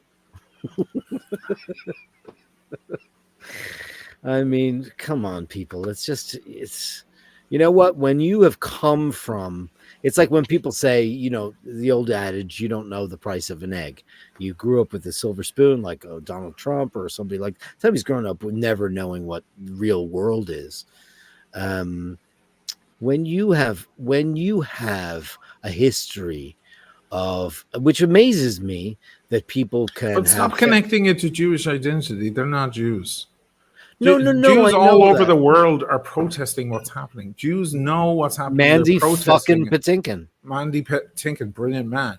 And so many others, and so many students across America. Stop connecting with Jews. Disconnected. That's what needs to be done. It's not Jewishness. It's not Jewish identity. Jewish values are family values. They're good values. This has nothing to do with Jewry. It has to stop being zero. They need to because as stop long as that's saying connected, they can keep bringing up the Holocaust and so on, Yeah. and then keep killing people in the name of it. Stop it. The world is sick of it. American Jews around the world, they're sick of it. Stop it. It's Israelis. It's a totally different thing. It's settler colonialism. It's European settler colonialism. It is. There's a new thing. Like the world hasn't seen that for fucking centuries. Yeah. That's all it fucking is. So even just every saying, single Jew I've ever been in friends with, and that's many, are people of humanity. They do not have that kind of sense of loyalty to their oppressive regime. Peaceful people, like that. family people. They are. They're not people who pull a sock off a child and stick it in their lapel and go, I love the smell of this dead child's sock while I'm shooting other Palestinians. That's not Jewish. Are they Jewish? Are you telling me that's what Jews do? No, because if you want us to believe that that's what Jews do, we'll go ahead and believe it. But I don't want to believe it. Nobody else in the world wants to believe it. It's not true. Fucking much. It's not true. It's horrible. They're hijacking that whole pain that those people went through for centuries. They're hijacking it and trying to use it for murder, and then they're blaming it. Hamas. Scapegoat.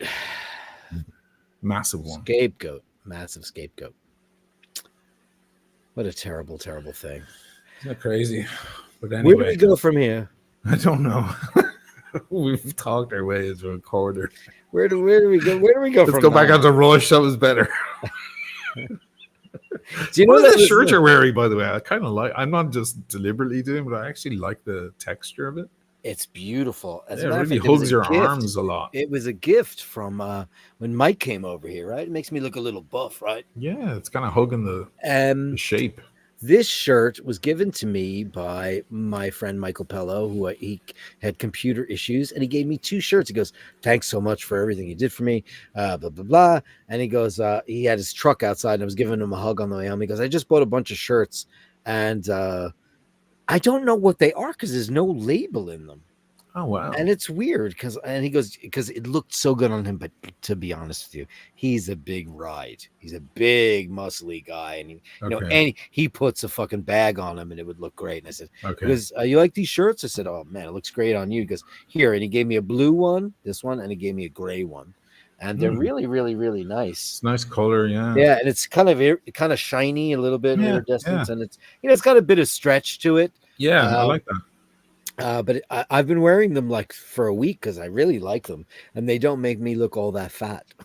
No, you look, you kind of look buff and shapely. And but what is it though? What is it made of? I don't know, but it's definitely some kind of cotton with some kind of stretch in it. It doesn't make you sweat or anything, right? It does not make you sweat. Okay, it wicks. It wicks. Yeah, I know that's the new word there now. Wicking sportswear. But yeah, I looked at the thing and it just doesn't have a label in it. And I said, "Where did you get it?" He goes, "Oh, my friend has a boutique downtown, and maybe this guy makes the shirts. I don't even know." He said, "My friend has a boutique downtown, and he had like 5 of them in his truck, and he just gave me one of them. And I gave me 2 of them." Wow, I thanks so much. Yeah, because I'm a polo kind of fella. I like a good polo. Yeah, because I just like them because they're a little bit, they're casual and they're dressy. So you can put a pair of slacks on and a beautiful pair of slides, a beautiful pair of loafers, and still go to the Gritty Palace and still look like a human being. Yeah, yeah. Whereas a t-shirt, no. No. So they're a little bit dressy and a little bit, and the buttons I noticed are real horn. I was like, oh wow, these are like or why do you keep the button all the way up? Is it because of the hair and the? Because I'm such a hairy guy, and it's like sometimes it's like yeah. Sometimes you don't want to see all the fanning of the. I'm a V-neck guy because I find them more comfortable. Yeah, cowl necks just drive me crazy. Oh, I wanted to ask you a question. This is completely off topic. Thank you. Mm-hmm. Have you seen this revolution now with this new device for wine? It's called. Sorry, I'm going to be Oisin now and sneeze 50 times. Don't worry, man. This new thing called the wine wand, where it's supposedly you dip it in your wine and it takes the sulfites and the antihistamines out. That's the wand that's been around for a long time. Is that a thing? It's to help with sulfites. Does it work? Some people think it can help with corking. I don't know if it does. The wand is that's an old thing. It's kind of a weird tear shaped thing. It's an odd looking thing to stick in your beverage when you're out sulfites. Sulfites can be an issue. I won't drink Chilean and Argentinian wine for that reason. Because the sulfites fucking murder me. No, if you get that rotten egg smell, that's sulfites, and they can burn off, and the wand accelerates the burning off of the sulfites. It can really fuck up a wine, I have to say. That's one of my least favorite pongs from a wine that you can get. Oh, me too. I like when you open. I've told this famous story on my show, and we were in Ireland. We were actually in Limerick. Actually, was it Clare or Limerick? It was Limerick. We stayed at Glyn Castle. We rented it out for my entire family, and I was very excited because we had a couple of banquet dinners prepared for my entire. It was 20 some odd people of us, and the wine list in Limerick, Glyn Castle. I'll look it up. And we rented it out for like 4 days, and because we were doing we started in Dublin, went around to Kinsale, went around to Cork. This is 1,000 years ago. It's 2007. And everybody was there, the entirety of my family. And it was like the last hurrah for that's Glenn. Yeah, that's it. We rented that place out. Wow, dude. Yeah, it was amazing. And their wine list was all Chilean and Argentinian. And I said, wait a second, what? Yeah, it was lovely. My room is the yellow room. Can you find the yellow room? Is it? I'm just going to keep going through them. So everything on the menu was Argentinian or Chilean, and I was like, "Oh fuck, France is right next door.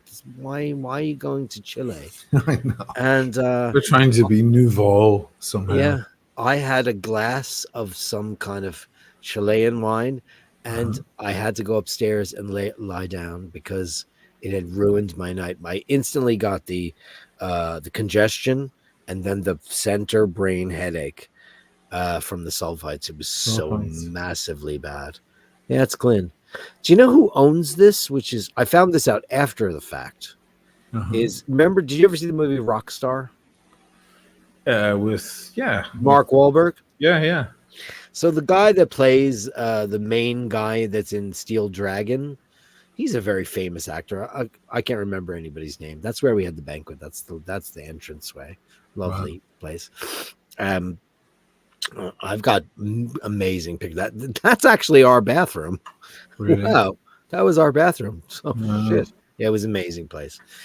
He owns, the guy from Rockstar. Him and his wife own that because she's from some kind of Irish lineage. Oh, the actor, the guy, the guy who played Prince Charles in The Crown. Yeah, what's his name? Rockstar. Yeah, he's a great actor. Yeah, he's terrific. Rockstar movie. His name is Dominic West. Dominic West, but she owns the castle, or she's yes, part of the it's family, his wife's. Right? It's his wife's castle. Yeah, she owns it. And so this is where they fucking live, and they just rent it out, or they rent it because we were told that don't go in the West Wing because that's where the family lives. And we're like, okay. And we saw him kicking around. I was like, that guy looks familiar. And it was done. That's my room, the yellow room. That's the room. Yellow room. Yeah. Wow. Because all the rooms were colored. There was the pink room, the plaid room, the green room. I mean, there's probably 30 bedrooms in that place. It was massive. And it's, it's a real Irish, There's famous. the yellow room. Yeah, it's the other room. That was our room.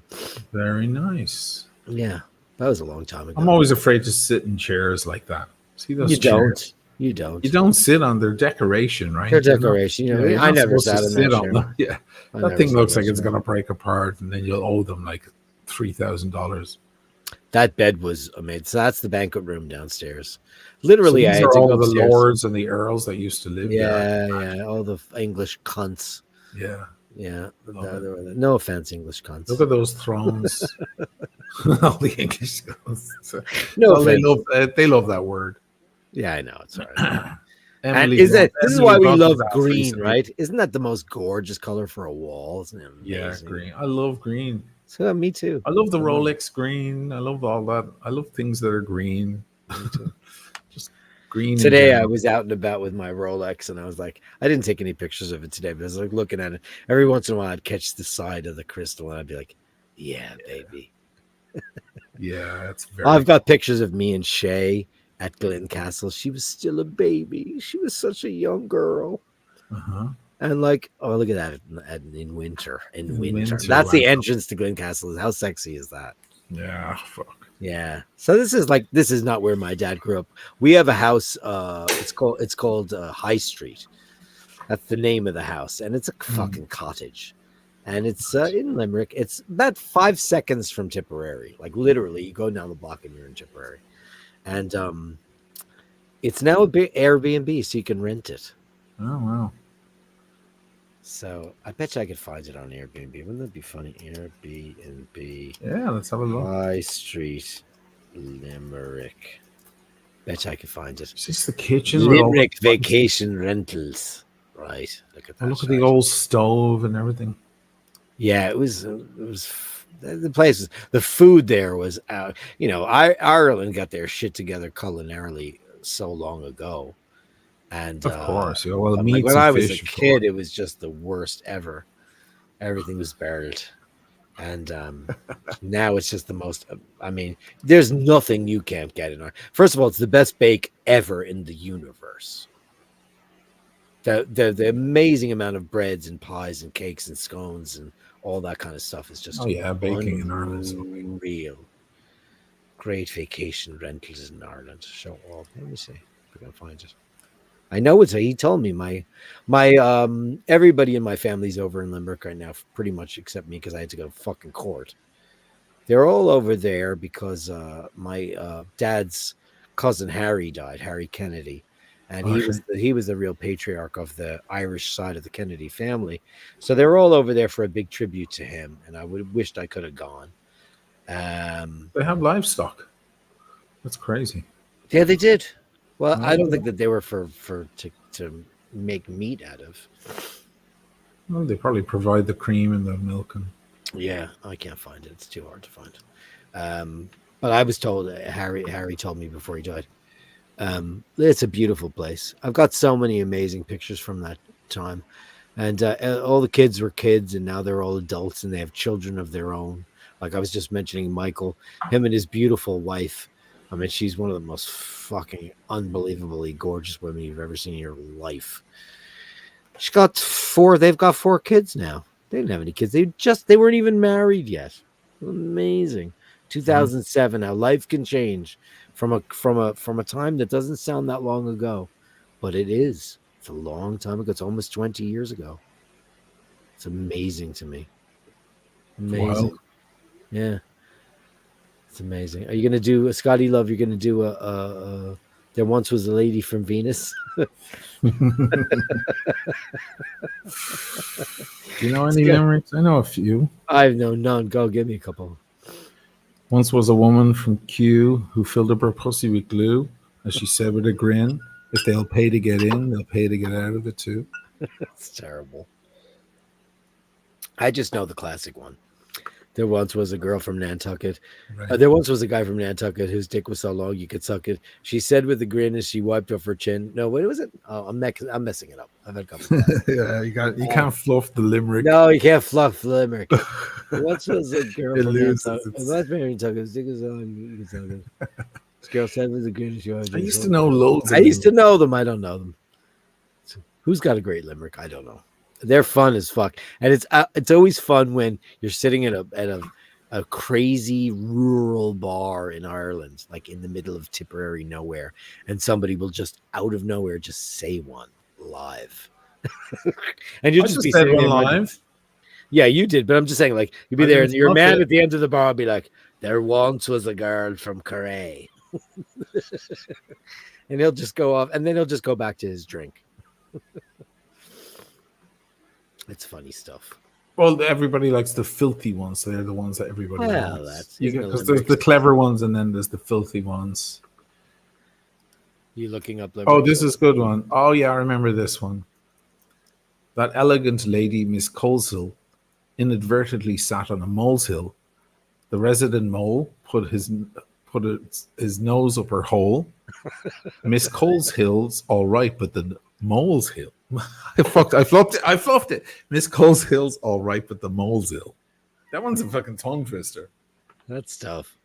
How about there once was a lady from Deal whose vagina was made out of steel. To give her a thrill, took a rotary drill and an A20 emery wheel. Jesus. Let's see. These are not that filthy. There once was a hooker named Alice who used dynamite sticks for a phallus. They found her vagina in South Carolina and bits of her tits fell on Dallas. That's a good one. Bits of her tits. And bits of her tits fell on Dallas. That's good. Oh, God. There was a young lady from Wheeling who said she had no sexual feeling till a man named Boris touched her clitoris and she had to be scraped off the ceiling. That doesn't... A wheeling. Okay, it does.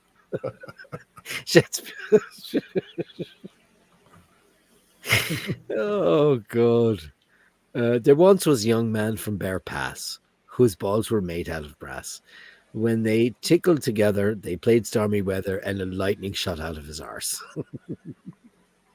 It's only funny when there's like girls having orgasms. Really, let's be honest. I'm looking for the one about the young engine driver called Hunt who was given an engine to shunt.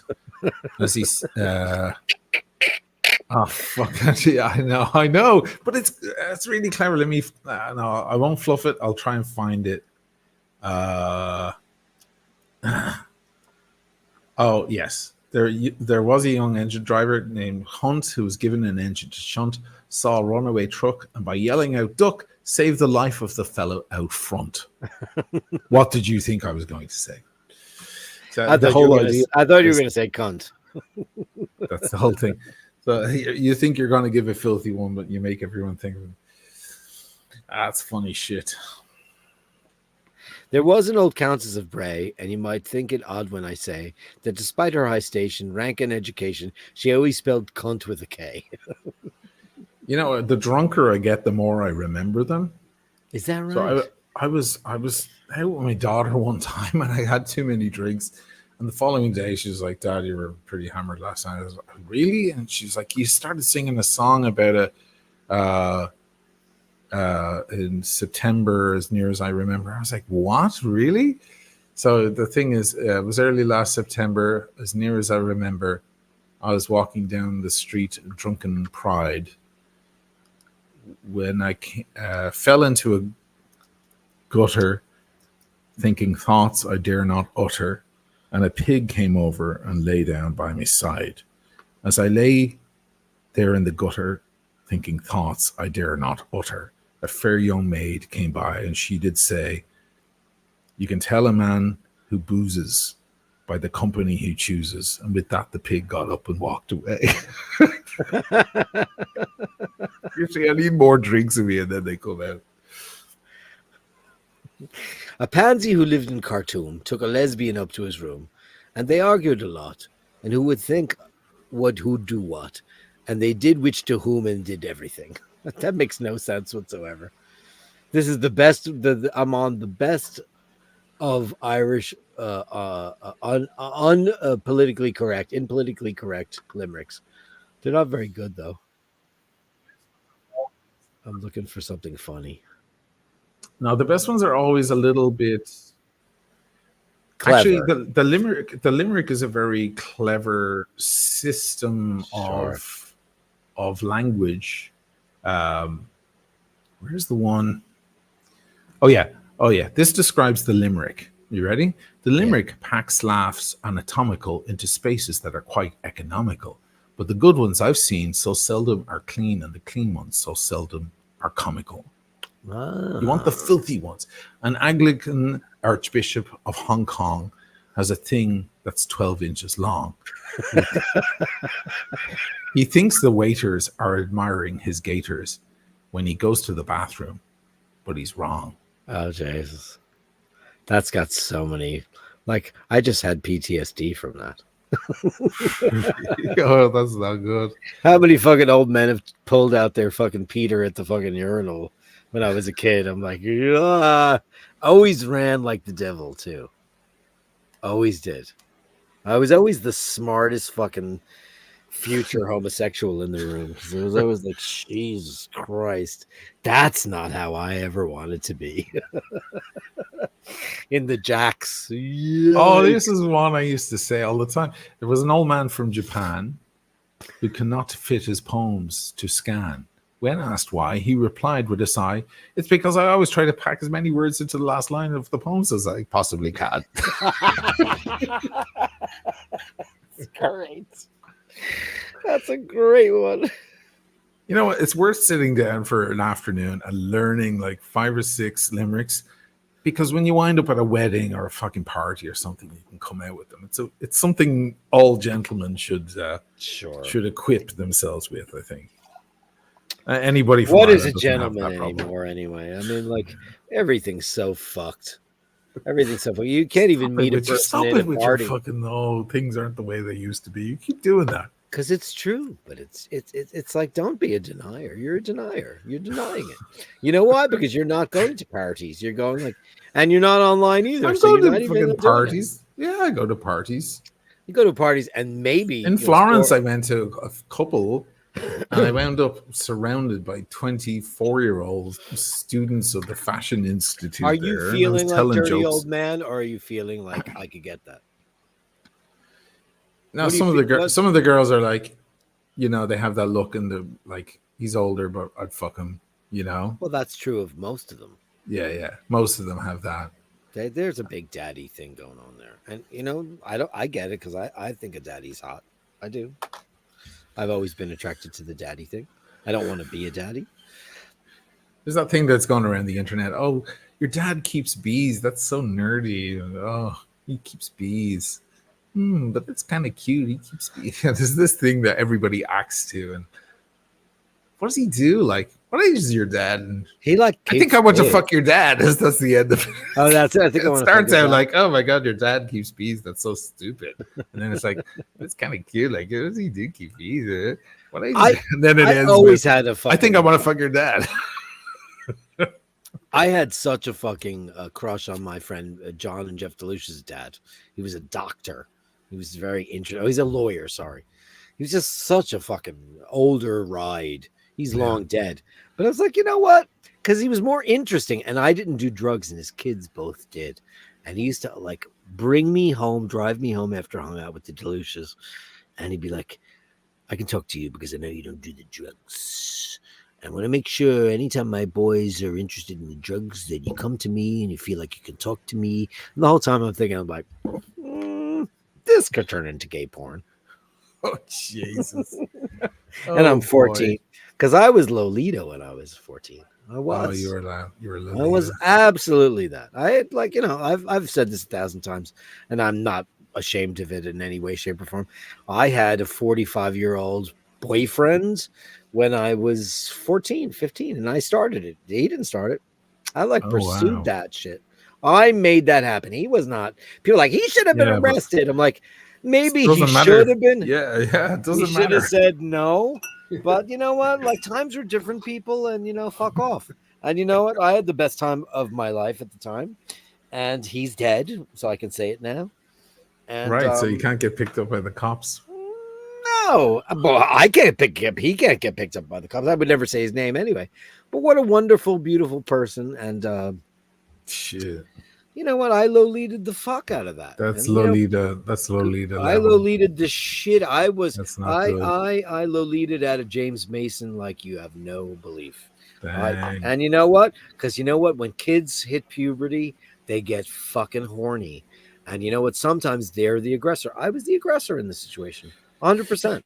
It's true. Like, when you're 15 years old. My God, the fucking hormones are crazy. It's wild. Yeah, I saw what I wanted, and I was at my friend. I was at my friend's house, who became a very famous drummer, and we were working on a little project together. And this was the handyman on his house.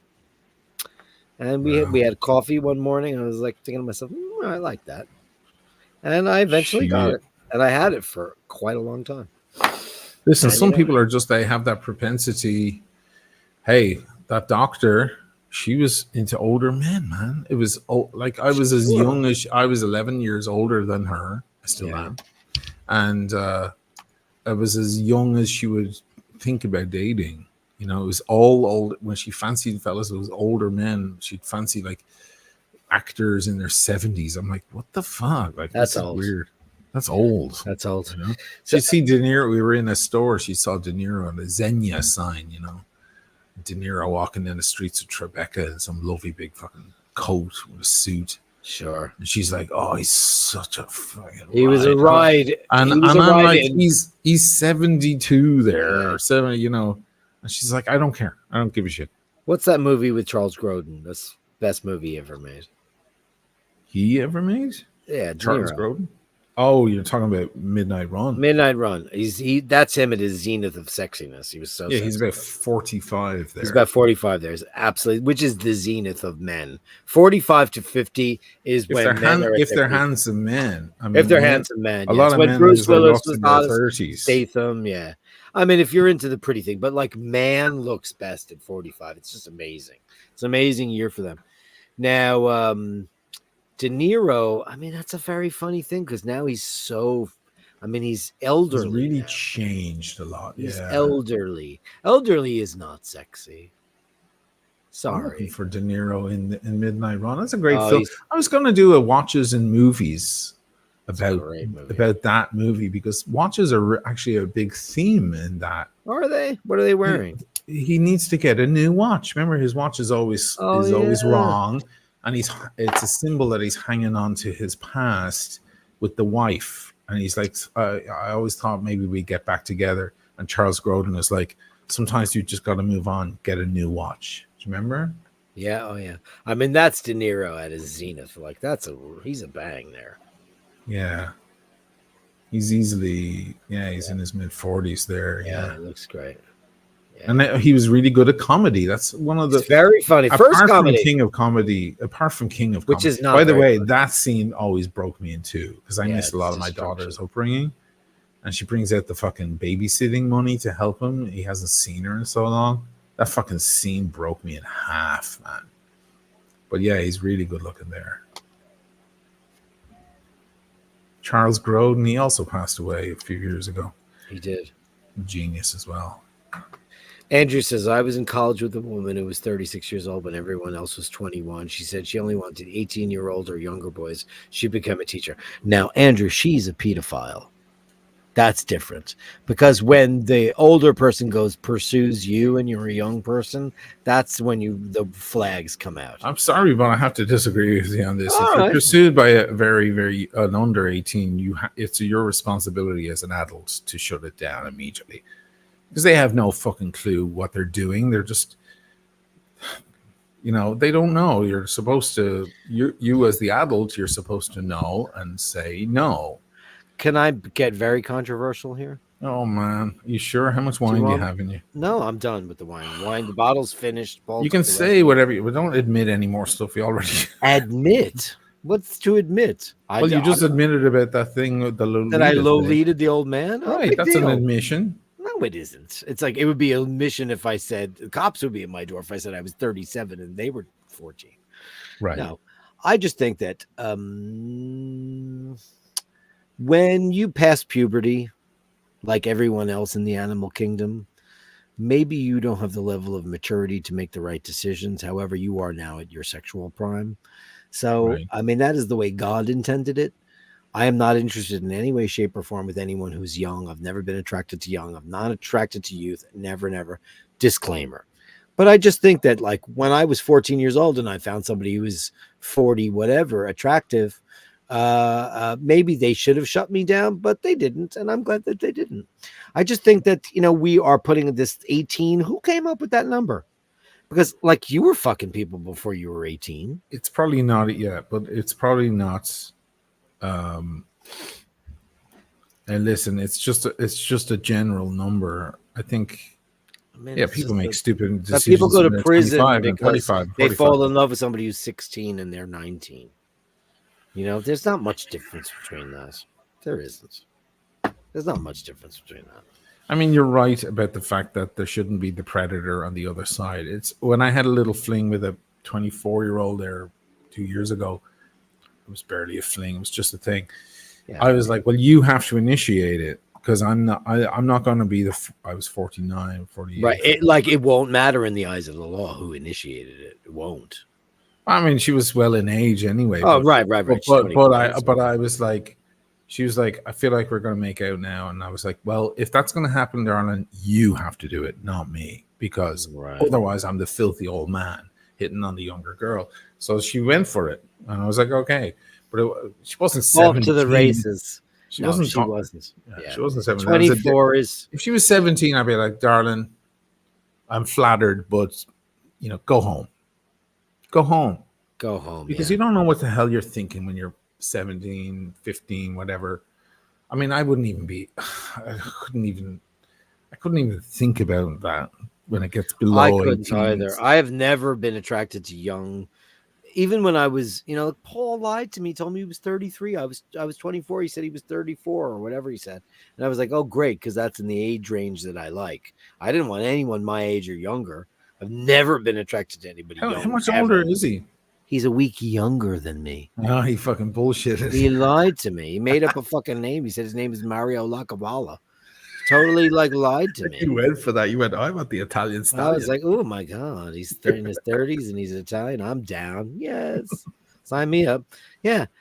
And then we met this one night and blah, blah, blah, blah, whatever happened. And then he went off to Italy with his mother for a holiday. And I'm like, I didn't hear from him. And I was like, oh, fuck, that older fucking married Italian asshole. Fuck him. Wow. Yeah, it was a total lie. He came clean to me 3 months later. Playing hard to get. Yeah, because he used to meet up the young gays and get what he wanted out of them and then kick them to the curb out of his car. Jeez, I hope he's not watching in the other room with his onion pour. It's fine. Oh, he's probably asleep now. With the Yeah, he was on your Yeah, board. I finished the bottle on him because I killed the bottle. Oh, you did? Yeah, it killed the bottle. And I just said, yeah, you're good to go. Go knock yourself out. Right. I mean, I just think that the whole idea behind like everybody develops at a different age, mentally, sexually, and all that stuff.